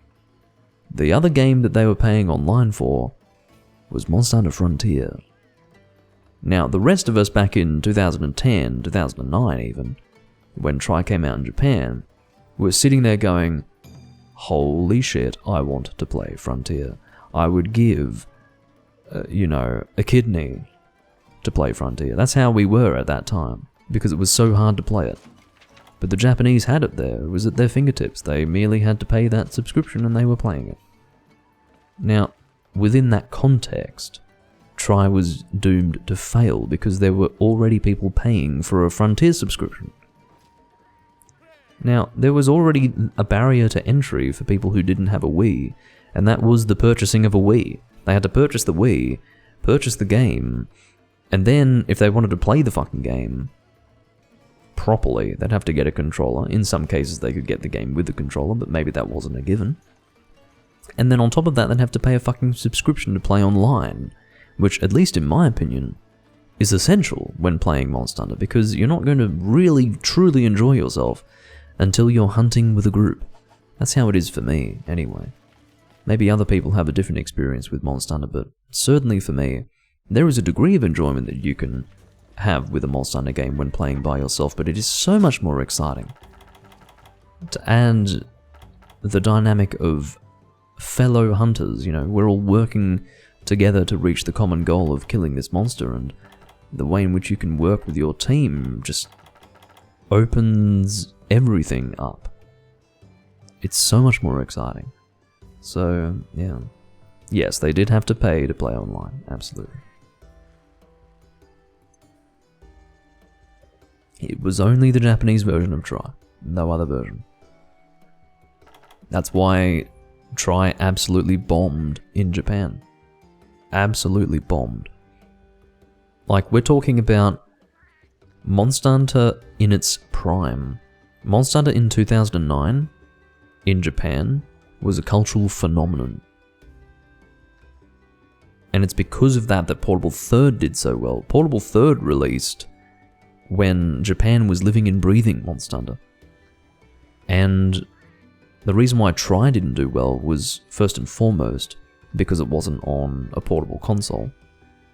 And then the fact that it was subscription-based just absolutely was the nail in the coffin, because given that it's a subscription-based game, because it's a stationary console game, that's for the home gamer, that's for the person who's at home wanting to play a game.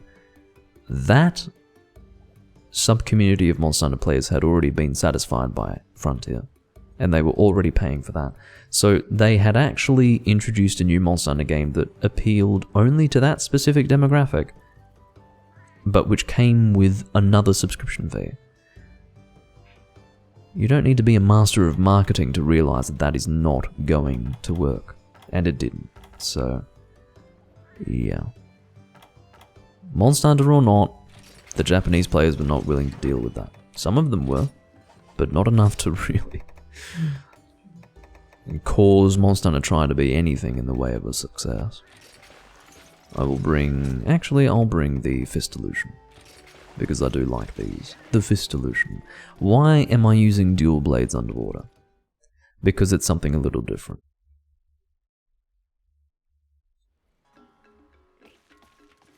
I'm not sure what you mean, Angel. Did it had more constant, but with an E? I don't know what you mean. If you can rephrase it, maybe I can answer. But yeah, I don't remember what the original conversation was, but, like, as far as what got me onto this point, but yeah, Monster Hunter Tri, well, I guess it was the fact that Monster Hunter Tri was, you know, this great experience for me, but I guess Japanese players might not have enjoyed it quite so much, being forced to pay for it. Indeed, many of them didn't get to experience it at all because they weren't willing to bother.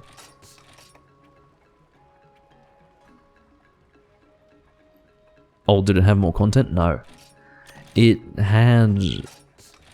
Yeah, it actually didn't have more content. It technically had different content to that of the Western versions, but it didn't have more as far as I remember. All of the event weapons that we got in the Western version were just different to the ones from Japan. We didn't get less than what they got. So we didn't get Pirate J, we didn't get... what else was there? We didn't get Tessaiga. We didn't get... Well, let me put it this way. Instead of Pirate J, we got Sinister Saints. Instead of Tessaiga, we got Tenebra. What else was there? There were a few other examples like that. It was just changed. I don't believe that we had less content. The same, however, cannot be said for this game that we're playing right now. This game has much less content than Monster Hunter 3G. Monster Hunter 3G has many more weapons, especially awakened weapons. For example, the reason why so many of my awakened weapons or rather awakened weapon types can't get certain elements is because I don't have access to the Japanese DLC. If I had access to the Japanese DLC, I wouldn't have that problem, which is really annoying. I don't know why 3G gets all this DLC that we don't get. What's that about? You know what it's about? Fucking laziness. And a rank discontempt for Western players, as expressed by Capcom, which they would never admit, because how could they? But it really shows in their behavior. We don't necessarily have to get the same DLC, but at least give us the same DLC. Excuse me. At least give us the same amount of DLC. We don't have to get the exact same content, but much like Try, we should at least get the same number of quests. So, yeah.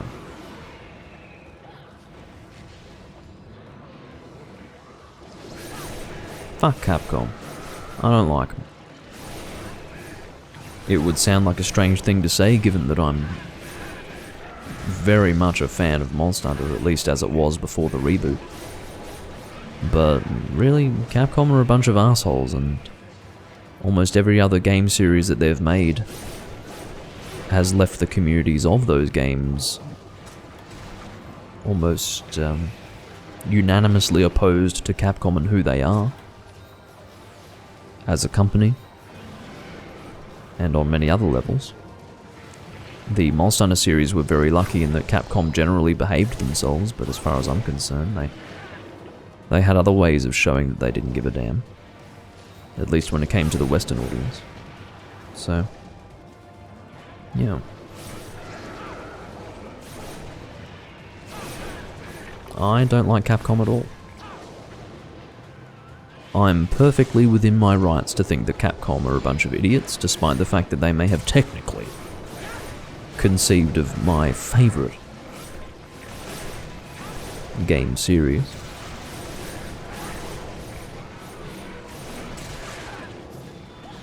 But whatever. I do have more respect for From Software now. Do you know why? It's because I thought that I was going to have two of my favourite game series die before my eyes, but it only happened to Monster Hunter. From Software recovered. I'm of course talking about Dark Souls 2, and the fact that they didn't continue in that direction. That did not happen with Monster Hunter. Not even close. Not even close.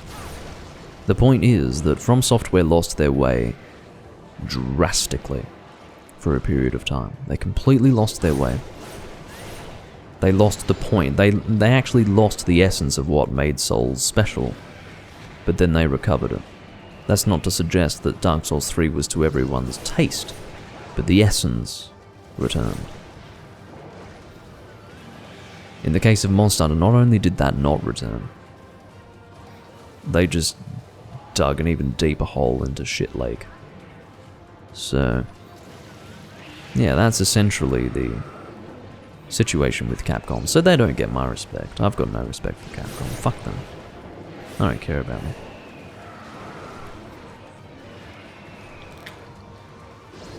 Are you kidding me? Whoever was focusing on the Plesioth did a much better job than me. I've been focusing on the Ludroth. I can only assume that I had assistance. Maybe I didn't. Maybe I was the only one aiming for the Ludroth. I don't really care. I don't want to hunt Plesioth. He didn't cause too much trouble for me, interestingly enough. The Plesioth more or less kept to whoever was fighting him. I couldn't be bothered carving. I'm not in the mood.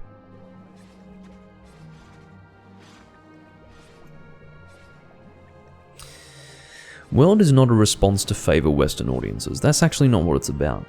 It's interesting that you would make that point, Angel. When I was talking about Capcom not caring about Western audiences, making World is not...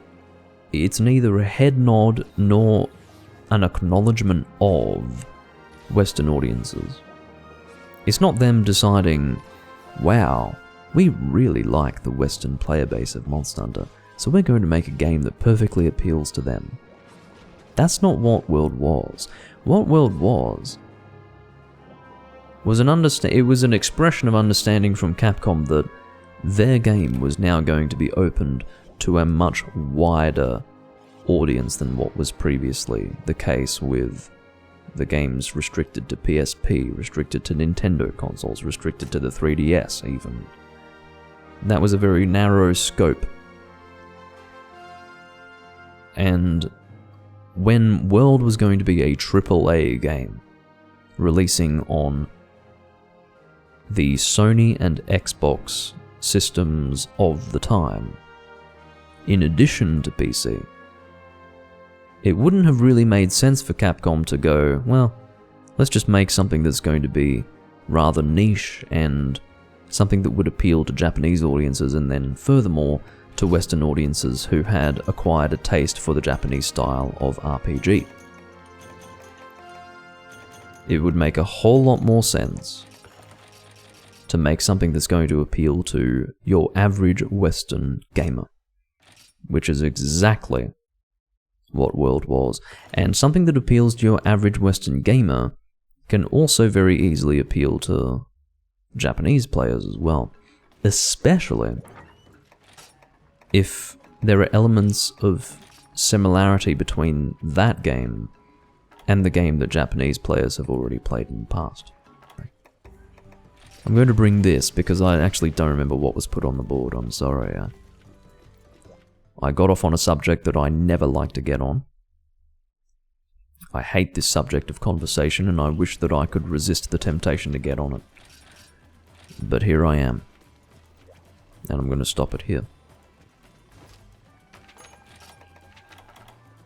I would love nothing more than to never discuss those two games ever again. But I always invariably end up discussing them. Because they are relevant in some way to what I'm doing right now.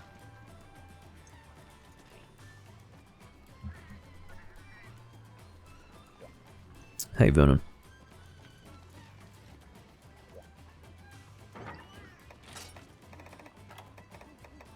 Well, that's the thing, Vernon. It's because they tried to appeal to both audiences that they, in fact, failed to appeal to either of them. That's the beauty of it. That's why they fucked up Rise so much. And that's why I have no respect for them anymore. I think they're idiots. I think they're absolutely foolish. They disrespected me and people who appreciated what I appreciate. And they simultaneously failed to keep on board the people that they had brought in with World. To like Rise is to effectively be so incapable of... No, I'd better stop. We'll stop there. I have beaten Elden Ring, Vernon.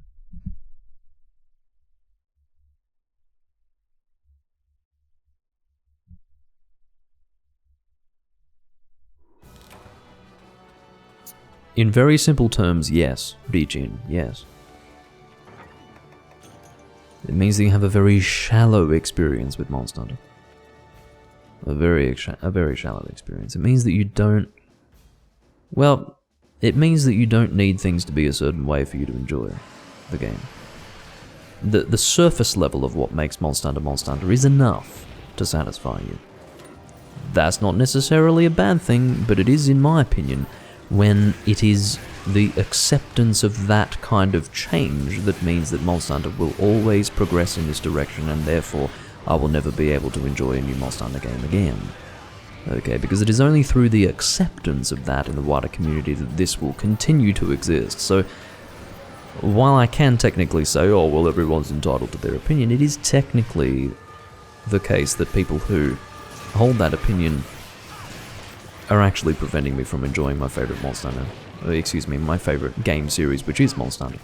So, you know, it's hard to be impartial, and it's hard to allow people to have their opinions and just leave them alone when I feel that they're responsible for the death of my favourite thing. But anyway, I don't know what I just played, but I didn't intend to play it. Leave me alone. I'm trying to see what I'm doing. Okay, I need to do green after purple. That's fine. I'm just trying to assist in some way by playing a song. And then once I've played the song, I'll... Yeah, I'm sure that's fine. Even if there is a boost to that, I couldn't be bothered playing it. I'd like to contribute. Well, I was technically contributing in playing that song, but...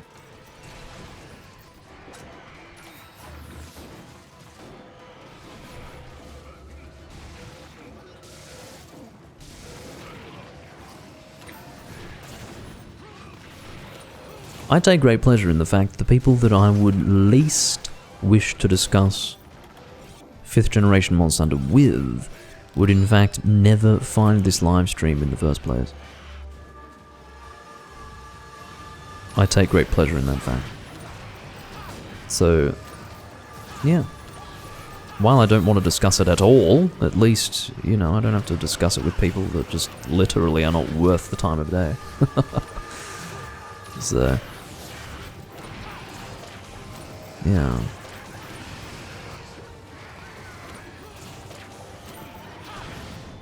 Well, that was almost deserved. I stood in the same place, attacking without moving for so long that I definitely deserved a...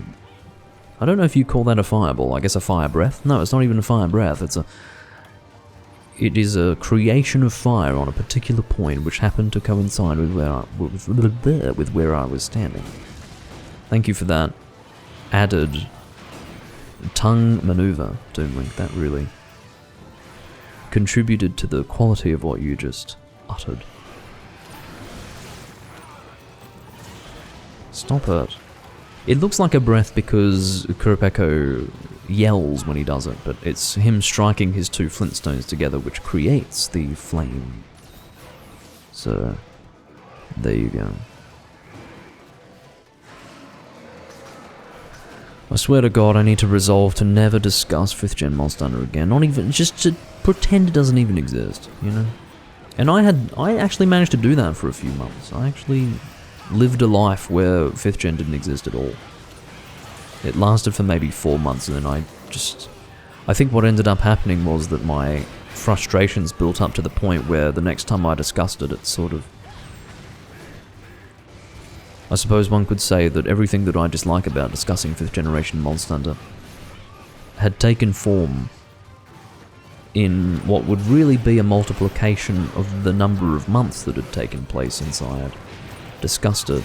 And then I suppose one could say the frequency that I would discuss it was then, you know, related to that period of time, which would mean that it would have been better to have small discussions about it in the short term than to have no discussion about it whatsoever and then suddenly come out with this explosive, vituperative display of deep contempt which manifested upon the what really was the breaking of the levee. It was the you know, the dike had burst, ladies and gentlemen. I was officially fucking enraged and incensed, and I needed to I needed to get it out, and I regret all of it. Nasty things were said that day. The dike had burst. The things you come out with, Doomlink, really. And I don't mean that kind of dike. Although I'm sure a few of those were burst following my oration. There we go. Kurapeko number 1 has exited the room. Figuratively speaking. He's not a player. He's a monster. Us players are here to attack the monsters and kill them. And that is the end of that. So strange that Kurapeko was never brought back, but you know what, that's another subject to get on, which I will only cover briefly because I don't really want to get on this for too long either. But I don't think it's a good thing to bring back monsters in every single fucking game. Like, every single game, I want to fight Kezu, I want to fight this monster, I want to fight that monster. Well, guess what? There is still value in returning to the older games, so do we really need to fight the same monsters in every single fucking game? I would say no. I would say that if you want to fight X monster, go and play the older game, because guess what? There are things about that specific game that do not exist in the new game, and you should just go back and play that. You know, the game that you've put so much time into, how about you make use of the progress that you've made on that character? I think that opinion speaks to the possibly unique way in which I enjoy Monster Hunter, and that is through the fact that I really want to make use of the time that I've spent. You know, some people just play until they get bored or something like that, but that's probably more to do, well, the idea of them getting bored is probably linked to how they set objectives for themselves, and there are so many objectives to set in Monster Hunter in the end game, and I honestly think that when you build a character, you need to be able to enjoy the results of the time that you've spent. And I guess this returns to that thing that I mentioned briefly where I said that it's all about time investment for me when I play games these days. You know, when I play a Monster Hunter game, it's the understanding that I'm investing into a character that, for example, I'm going to be able to log into and play on camera, and you'll be able to see the benefits of all the time that I've spent in this character, for example. The real world benefits of me having put so much time into this game are that I can actually see a quest on the board and for instance say, well, what weapon do I feel like using? Let's say switch axe. And I will have multiple choices based on that arbitrary weapon decision that I've made, or that weapon type decision that I've made, based on the monster that's on the board. The only reason why I can do that is because I've put a lot of time into this character. I can randomly choose switch axe and have an appropriate thunder switch axe to use. And if I don't feel like using thunder for this particular quest, I can use fire as a secondary. And beyond that, I can also use a status switch axe. I can use paralysis, sleep. Why would I use sleep? I can use blast. This is the point. When you've got that abundance of choice, that right there is legitimizing the amount of time that you've put into the game. That's your reward that you're reaping. So many people can't do that. For them, it's almost as if the process of playing the game is all there is. Once they sort of get a little bit bored with that, that's it. They move on. But there is a beauty to having a well-built character, and it is this. It is the ability to just choose whatever you want. Because you've got it, you've made it, you've put the time in. It's hundreds and hundreds of hours that gets you to this point, but it's worth it, especially when you want to record it for fun, which is what I'm doing now.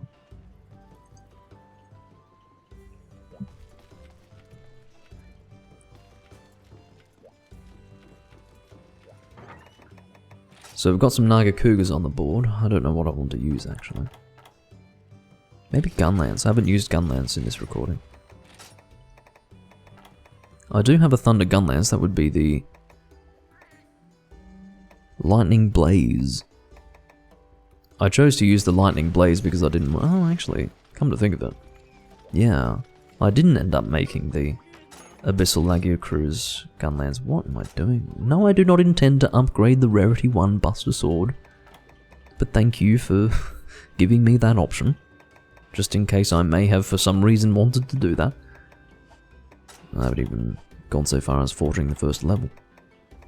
Nether Gunlance, this fucking thing. It's ugly, ladies and gentlemen. It's ugly. You want a comparison? If you look at this and think, oh, well, what do you mean, Doomlink? This is rather an attractive Gunlance. Well, compare it to this thing. No.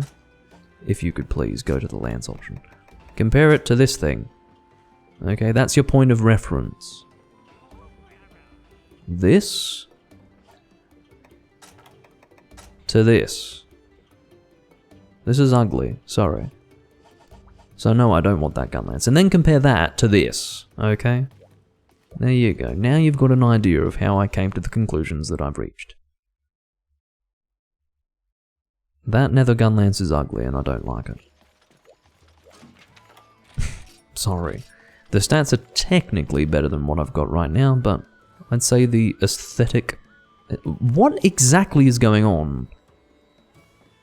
Who is preventing me from sitting here? I've been barred from sitting at this chair. I've been blacklisted. Thank you. What the fuck was going on? I suppose the seat had been reserved for someone of more importance than I. Whatever.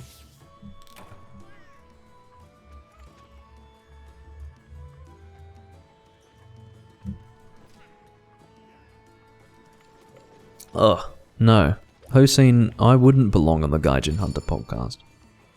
There isn't footage of me doing it, but I kicked Gaijin Hunter from one of my Rise rooms. And it was funny, he made a Twitter post about it. Anyway, that's a story in and of itself. I wouldn't belong on the Gaijin Hunter podcast. And I, quite frankly, wouldn't want to have a discussion with him anyway. Because he used to be this fucking critical voice, criticizing world, and then all of a sudden he started playing it. And I don't know for sure that that was a genuine change of heart, or if he just was following the potential boost to viewership that would inevitably come with playing World. I just don't know, and quite frankly, I don't even watch him. He's after my time. Like I don't have time for it. Sorry.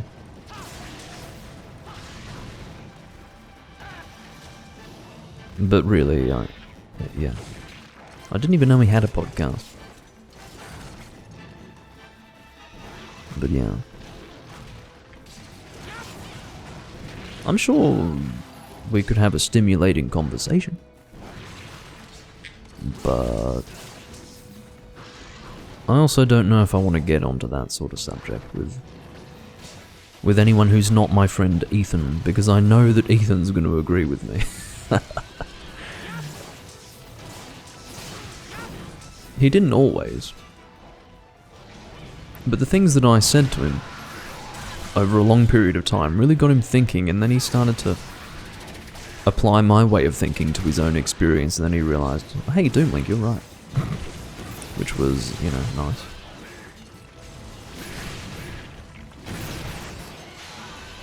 This is the thing, sometimes it requires a long period of time for me to convince people of things that they might otherwise be diametrically opposed to.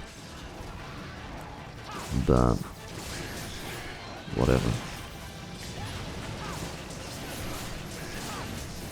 No, I haven't seen the new Rise content they are adding because it has no relevance to me whatsoever. None.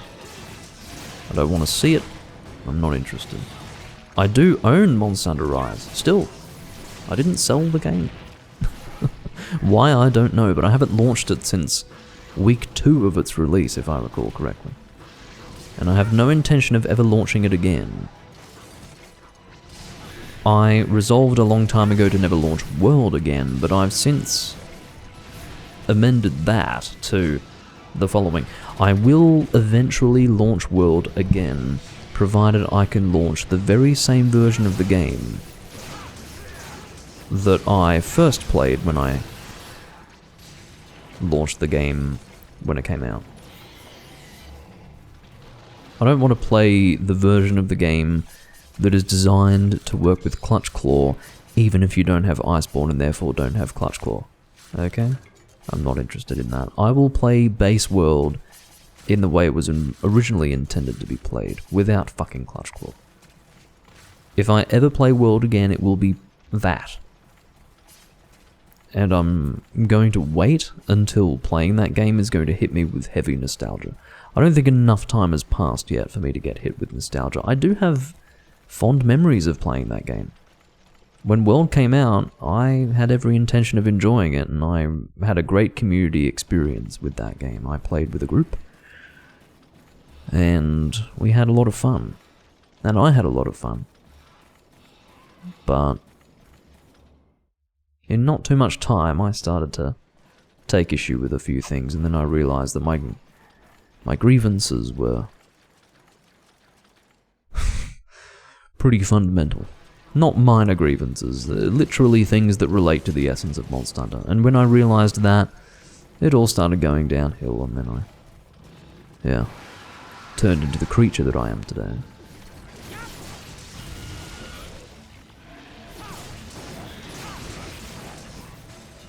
I'm probably ready to do another Wyvern Fire, although I do need to wait until the opportunity presents itself, which might be now. As long as I hit something, it's fine. I probably should sharpen up. There goes Oof. Oof is down for the count.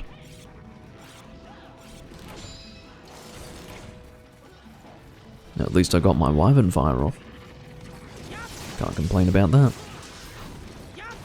I used to be under the impression that Nagakuga was weak to Thunder, and this monster was weak to Fire, but I think they're both primarily weak to Thunder, which begs the question, how could it possibly be that in 3rd generation they come out with a subspecies that really is nothing more than a different colour to the original? Doesn't even have different elemental weaknesses, just a different colour. What's that about? Surely we can do better. Surely by Portable 3rd we can do better. Because this monster did originally appear in Portable 3rd. So, yeah. I don't know what that's about, but it pisses me off. Of course, for the longest time, I always thought that Nagakuga was primarily weak to Fire, and the reason why is because that used to be true. It used to be the case. that Nagakuga was primarily weak to fire. That was in his flagship game, Monster Hunter Freedom Unite, the game that I first played in the series on the PSP. And then I operated under that misunderstanding for the entirety of 3rd gen. It wasn't until 4th gen came out that I realized, hold on, this monster is primarily weak to thunder. Have I been wrong for all this time? And I did a little bit of research and I realized that it used to be the case that I was right. And that in the evolution of Monster Hunter, the so-called evolution of Monster Hunter, at least, I became incorrect. Will the server for 3 Ultimate go down next year? Probably. If it can be confirmed, without a doubt, that online functionality for the Wii U will cease in the year of 2023, then yes, it would stand to reason that online functionality for 3 Ultimate on the Wii U will also disappear. And, you know what, I'm not really sad about it. I am obviously sad to have what I'm experiencing right now disappear, but for those of us who played this game from when it came out to now, even on a semi-consistent basis, it's not a sad thing because we have been expecting it for so long and it just hasn't happened.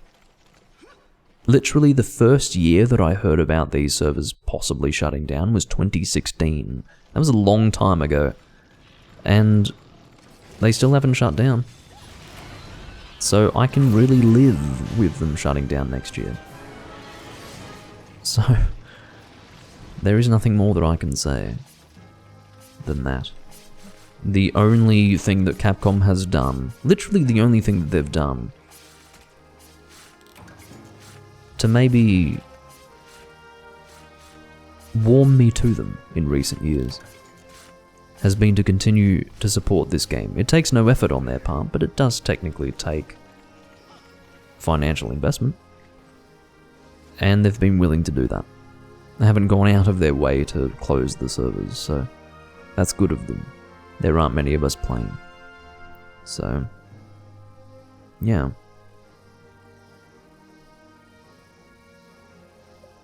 That is the plan, Region. I'll be transferring this character to my PC when the server shut down for this, and I'll see who I can play with on Citra. I don't really want to play on Citra, because that obviously means that it will be the 3DS version, and the 3DS version of this game, let it be known with crystal clarity, looks like a fucking cartoon. It looks terrible. It's like a bad joke. It's like if I took this game that I'm playing right now, and then, I don't know, came out with an April Fool's version? I don't really know how else to put it. It just looks terrible. The font is like a joke. The heads-up display, again, looks like a cartoon. Everything is just bad. It looks awful. And I think part of the reason why it looks so bad to my eyes is because I've never played the 3DS version. You know, I've played this game for 10 years. Almost. And I'm very used to the way it looks on the Wii U. And let me tell you, it looks very different on the 3DS, and in my very honest opinion, it looks a whole lot worse. What were we hunting? Green Nagakuga. I need to find an extra something or other. Where's fucking Nagakuga stuff? God damn it. I need to find grey stuff and then green stuff. Here we go. Heavy G Nagafang, that's what I needed to remove. And there goes Jekril. Jekril. It's Jokril, okay. And then Akhenator has also disappeared. If anyone wants to join... Oh, okay. Oof needs to go. How long have I been live for? 2 hours and 13 minutes? I'm sort of in the mood to continue. Thanks, by the way, Oof. It is thanks to you that this live stream continued uninterrupted, seriously. Because otherwise I probably wouldn't have been able to play with anyone. Oh, Angel made a room. Okay. I'll join up. Thanks for hunting as well. I appreciate that. Okay. The only other decent room to join is hosted by Angel, who sadly disconnected before but was unable to rejoin. Presumably, I think that's what happened. Loreen Phantasma. Oh god, Loreen. This is not the room for you.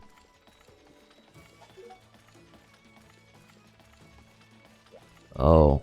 Maybe it is the room for you. Admittedly, I'm not the one in control of the situation here. I guess, ladies and gentlemen, we have been forced to now do high rank hunts, which means that each hunt will take approximately 120 seconds to complete, and it's gonna suck from here on out. But I'll probably only do 1 or 2 more hunts in this recording anyway.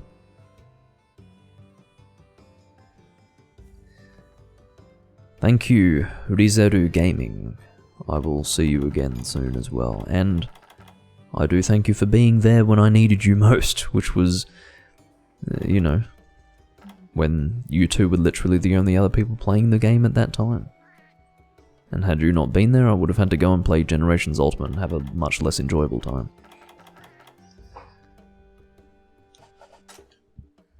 Rathalos Azure. Let's use something kind of bad. Is there something that I can use that is really not very good? Oh, I know. Immediately, it just thrusts itself to the forefront of my mind. This fucking thing. Ugh. This room is a bit disjointed, isn't it? There's someone in here at Hunter Rank 19. Hunter Rank 19. This person must have only done key quests. Only key quests. What has this person got equipped? Hunter Rank 19? I don't think I've seen a person break the HR cap and end up at a Hunter Rank under 20. Exactly. Look at this. Leather vest, ladies and gentlemen. Let it be known that this person has broken the HR cap of G rank and is wearing the leather vest unironically. Not as some sort of contributing armor piece to a gathering set, but in fact as a defense-based armor piece. This person is furthermore using a high rank weapon, an unupgraded high rank weapon in fact. Wind Eater. Loreen has, for the second time now, said Rathalos Azure. This is unbelievable. Yeah, speaking of Go, imagine having such self-importance that you're going to tell us to post your fucking quest. Guess what? The fact that we're even hunting with you is a miracle. In fact, the miracle was not even performed, because we're not hunting with them. They're idiots.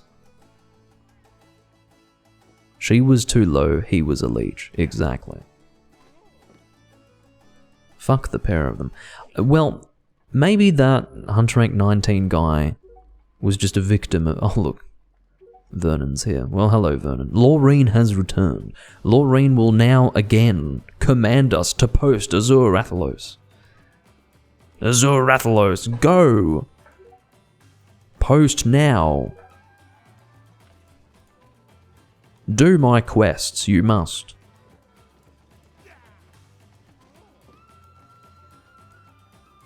Yeah, he was of course carried to G rank. This is the thing. That guy with the fucking leather vest, he could have been a victim of boosting. He might not have known any better. He might have just eaten the forbidden fruit. He might have had a very high ranked person just carry him all the way through, which is a shame for that person who never really got to properly experience ranking up. But fucking hell. There is a responsibility that exists for any person who is carrying a person through the game. It is incumbent upon any person who is effectively guiding someone through the game, which is exactly what you're doing if you're just killing the monsters for the person. You need to at least explain the game to them. so that when they get to a point where they need to actually do something, they have some knowledge to draw from. That obviously doesn't happen in most cases. If you're hunting with a random person who's carrying you, that's not happening. There is no transfer of knowledge. You're just being carried and you're learning literally nothing.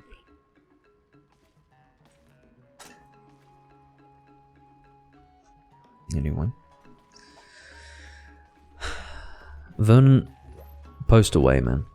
Post your quest. Oh shit.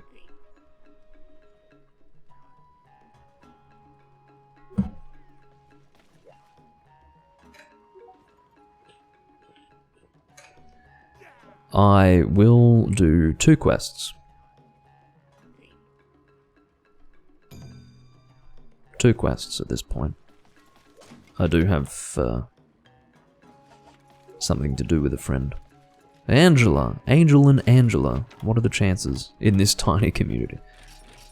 Hunter Barroth and Nibblesnarf. Oh, hold on, we're not doing high rank quests anymore, so I'm going to equip a weapon that is not tantamount to a joke. If you don't mind.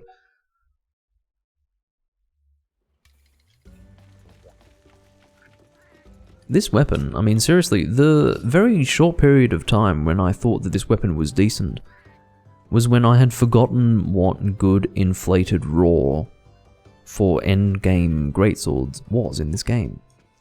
All you have to do is compare the stats of this weapon to the stats of this weapon. There you go, there's a direct comparison.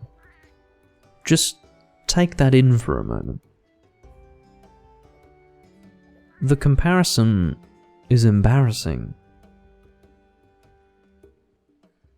One of them, it's interesting, one of them is average and the other is well above average. One of them is a fucking good greatsword and the other one, I was going to say, not worth wiping one's ass with, but to be honest, you wouldn't wipe your ass with that. Unless you wipe your ass with your fist. Now, if you're a Neanderthal, perhaps you would, but if you're not, then don't. Please.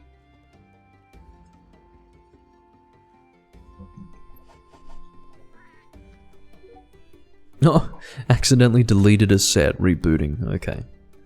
Good on you, Vernon. Accidentally deleting a set. Well, the worst thing to do would be to save after having done that. What happened to Angela? Oh. I see why Vernon said they will be back. Angela probably thought the grass was greener on the other side. Perhaps Angela didn't like the quest that was on the board, or something like that, and decided to leave to see what their options were outside of this room, only to, of course, realise, inevitably, that there are no other options, and that they should stop being so sensitive, and just play the fucking game.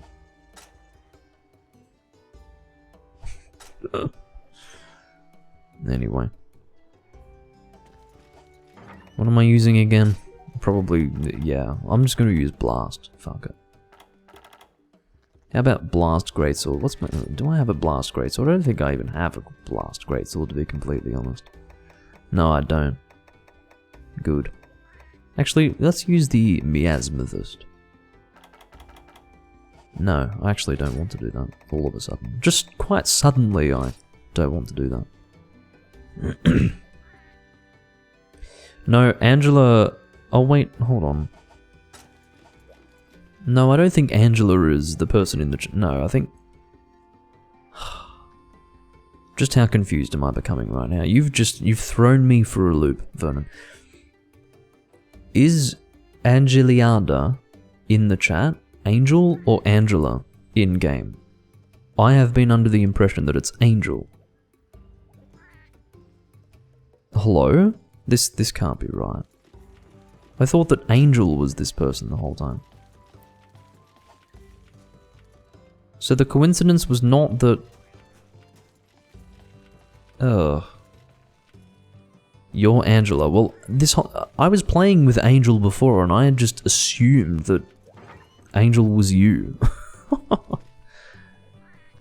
Also, Gorio is Angel. This is crazy. What a mess. Oh god. This is so manifestly confusing that unless you were here right now, you wouldn't understand. Any person watching the VOD would be just totally confused. But anyway, I'll use a lance, and I think I'll... Do I have a... I do have a slime lance. I know precisely what I'll use, yes. I will use Awaken Raw Lance, which happens to be Rising Tempest. This beautiful lance. In fact, now that I think about it, I was intending to upgrade the regular Diablo's lance, because you're basically given the option to have a non-awaken raw lance if you so choose. That would be the standard upgrade path for the Diablo's lance. And I'd like to make that. But the thing is, this is such a nice lance. I mean, to have this much raw damage, in addition to as much as 600... No, 400. Let's take it easy, Doomlink. 460. There is a 6 involved, but it does not indeed find its placement among the 3rd digit. Or I guess the first of 3 digits, it doesn't matter. Doomlink, just shut up and play the game. It's time. It's time to play the game.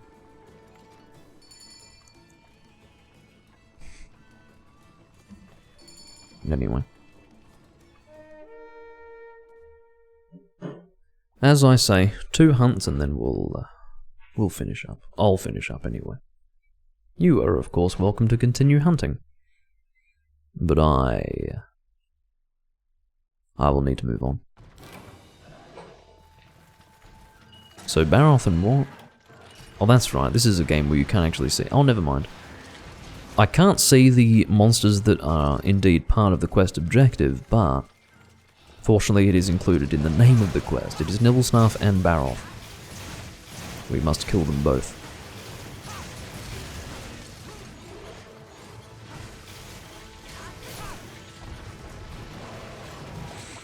I do love the design of this weapon too, and I do love that the shield has a bit of red on it. That tinge of red. Oh, fuck off. Yeah, that little bit of red just adds a lot to the overall image of this lance. I hate that Baroth had that included ability of just throwing mud into the air at the end of his charge. It's awful.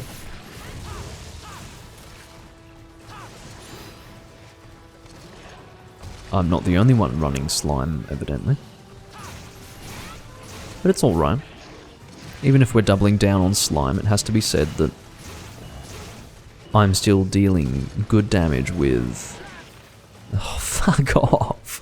I'm still dealing good damage with the lance no matter what. It is a good raw lance. Oh dear. Well, fine. Go for those arms. Stop it. But again, even if it's a switch axe user who is flinching me, I can't complain about being flinched as a lance user. It is part of the experience.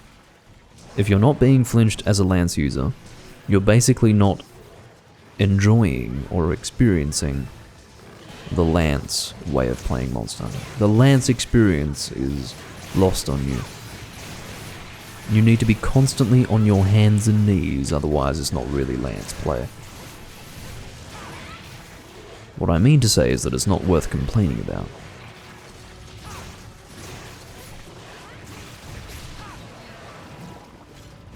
I'm glad that I didn't get hit by a stray mud ball. Alright. That was good of us all to congregate in the same area to hunt the same monster. I couldn't be bothered carving because, I don't know, just couldn't. Vernon is ready to engage monster number 2.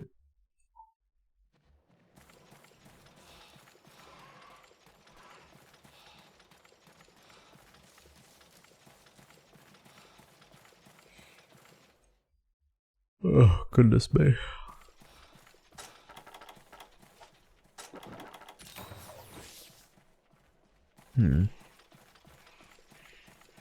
I think I'll be having a late night tonight. I just remembered that it's Friday. It's the weekend. Yeah, I've got 2 days off. Fist pump. Yeah, 2 days off. Let's have a late night. I work evening shifts though, so I don't have to be up early. Some people who work a full-time job have to be up early. Imagine being up early. Disgusting. I would not deign to wake before the crisp hour of 9 in the morn. Let it be known without equivocation and beyond peradventure. I am indeed a night owl of sorts, but not some filthy, no-life man who sleeps at 5 in the morning. The latest I will go is 3. 3 is when, I've really just gone against the grain. I've gone out on a limb and I've just fucking awkwardly stayed awake far later than I should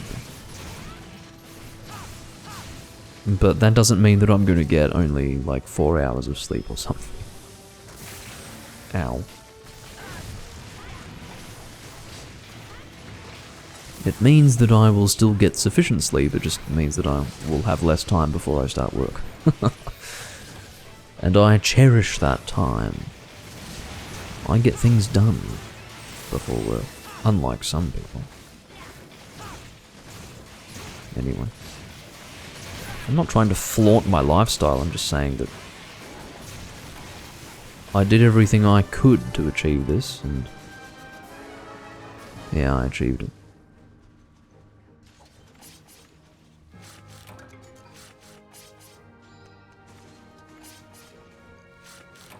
Apparently Angel has not recently been in a room with 4 people who actually have decent loadouts. So, I'm pleased to break the norm, to offer, or at least be part of a team that's not shit. If Angel has the same experience that I have with people in this game these days, there are a lot of people who are not just new to this game, but seemingly new to Monster Hunter.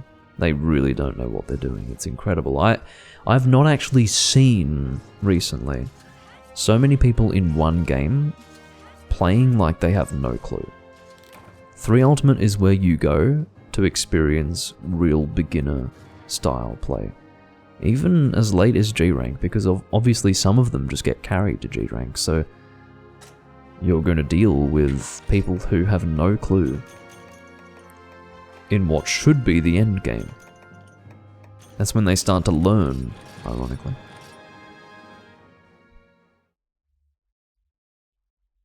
It really shouldn't be that way, but I suppose it's better to learn at some point than never.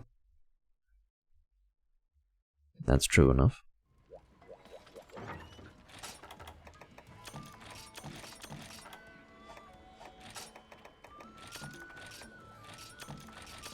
Oh, goodness me.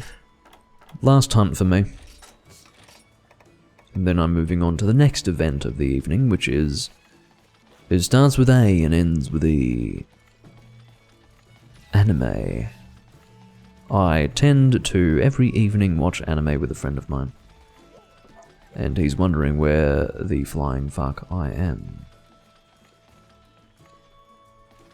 He was ready earlier than I expected. We're watching so much this season, it's too much. There's just so much stuff that we want to watch. And we're struggling to keep up with it. But whatever. We can do it. We always do. We pull through. Against all the odds. Oh. Well, thank you for the guild card. Whose guild cards do I have? Did I get every guild card that I've played with today? More or less, yeah. Every person who's been watching me, anyway. Oh, I didn't end up getting the guild card of the guy who disconnected. I had told him that I was deleting cards to make space for him, but he didn't end up resending his cards, so I don't need to send Vernon my card. I think he would have it by now, surely. Alright. Save the princess. Okay. That's a reasonable hunt. I can respect that. Am I watching Spy Family? Yes, of course. Interestingly enough, I probably wouldn't have watched it of my own volition, but my friend was like, we're watching it. I don't care what you have to say, we're watching it, and so I'm watching it. I tend to avoid the shows that people get fucking worked up about. They're like, this show is the best thing I've ever fucking seen. Like, I generally avoid those sorts of ones. But it's good, it's fine. I think it's enjoyable to watch. It's not blowing my mind or anything, but it's good. It's a good show. And it deserves praise. There's a lot of stuff that's just mediocre and, quite frankly, without any real creativity, inspiration, or worth. That just actually gets anime these days. It's pretty sad. And sometimes I end up watching it because it looks, you know, I watch a lot of cute stuff, like really fucking cute stuff. And unfortunately, there's a lot of really fucking cute stuff that ends up being just bad. Absolutely bad. And sometimes I'll drop it because I just can't reconcile the terrible quality that I'm having to witness. Like, sometimes I can do it for the girls, you know, but then other times it's just no, stop, get this out of my life.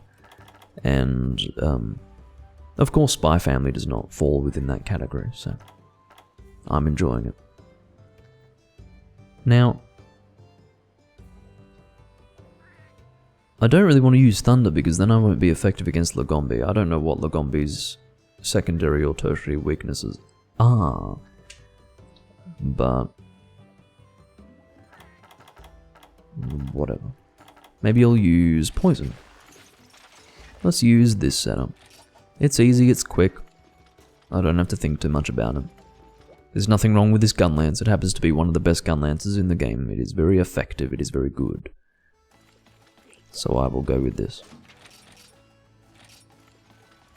I will ensure that I eat. Carver high. I might, it's not guaranteed, but I might get 2 calves on a tail. You never know. I might just be lucky.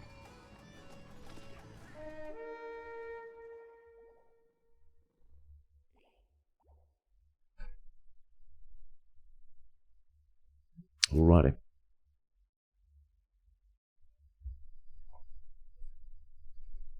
I must return to my chat. I was briefly distracted by some other thing. Alright.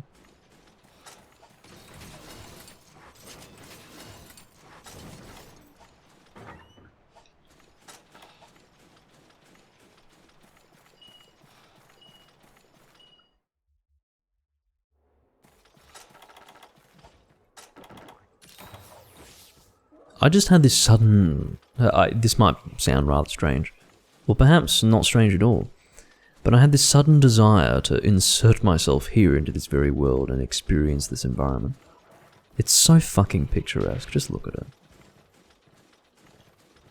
I suppose what's strange about it in my own mind is that I've spent so much time here, you know, across Monster Hunter Tri and this game, and indeed Portable Third. I've spent so much of my life in this exact area, but it is so picturesque. I love it. Now, do I like the snow? Not really. In real life, no. I don't like the snow. I don't have much interest in the snow, and quite frankly, living in Australia and despite being fairly well travelled, I have not experienced much of the snow. I have not lived in the snow. You don't truly understand the snow until you live in a country where it snows for months at a time.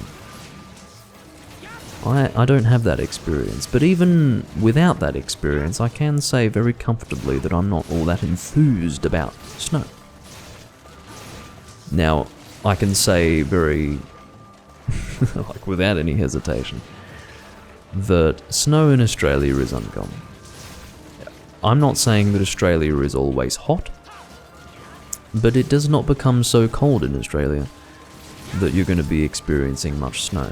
Snow is indeed reserved for high altitude locations in Australia. So, especially snow that endures. Snow that you can expect to see for weeks at a time, and perhaps even months at a time. That is high altitude stuff. And that's not the sort of thing you're going to experience in this country. So I don't have to deal with the roads being cleared of snow, having to remove snow from one's driveway. I don't have to deal with snow tires. I don't have to deal with, obviously, having to go outside in the snow for any reason. But I just know instinctively that the snow, despite being rather nice to look at, really is not worth it. Like, you don't want to actually live in the snow. It's bad. It's shit. So, yeah, I'm sure much of what I'm saying is like, well, yeah, obviously, the snow sucks. Fucking hell. But it has significance to me because I haven't really properly experienced it, but I just know that it's terrible. Truly terrible. So, there you go.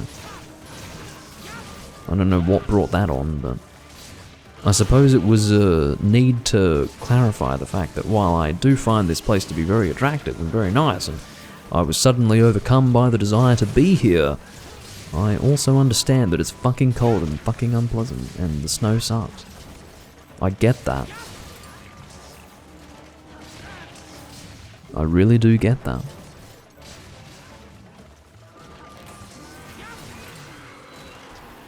I'm gonna sharpen now.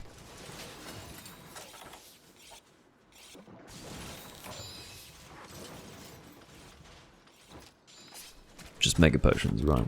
Yes.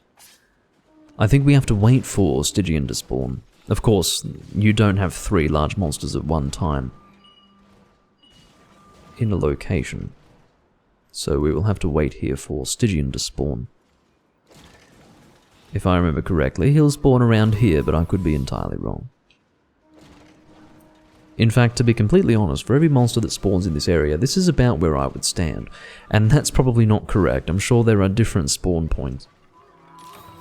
But this is the one that comes to mind for this area.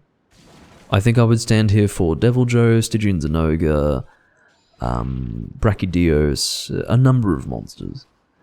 This is about where I would imagine he spawns. I think it's between where Vernon is standing and where I'm standing, but, or rather where he was standing. But, yeah. Well, I'm fucking wrong, and that's okay. I think I was standing in more of the Brachydios spot.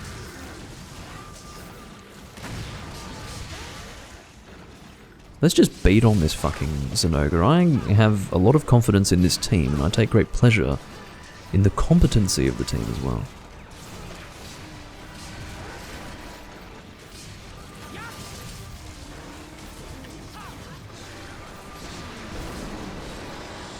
I've definitely had my fair share of, I suppose, what can only be called noob hunts. People who don't know what they're doing.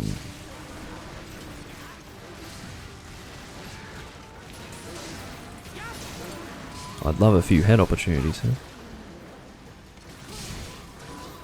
Angel is using the nether hunting horn. I don't think I've made that.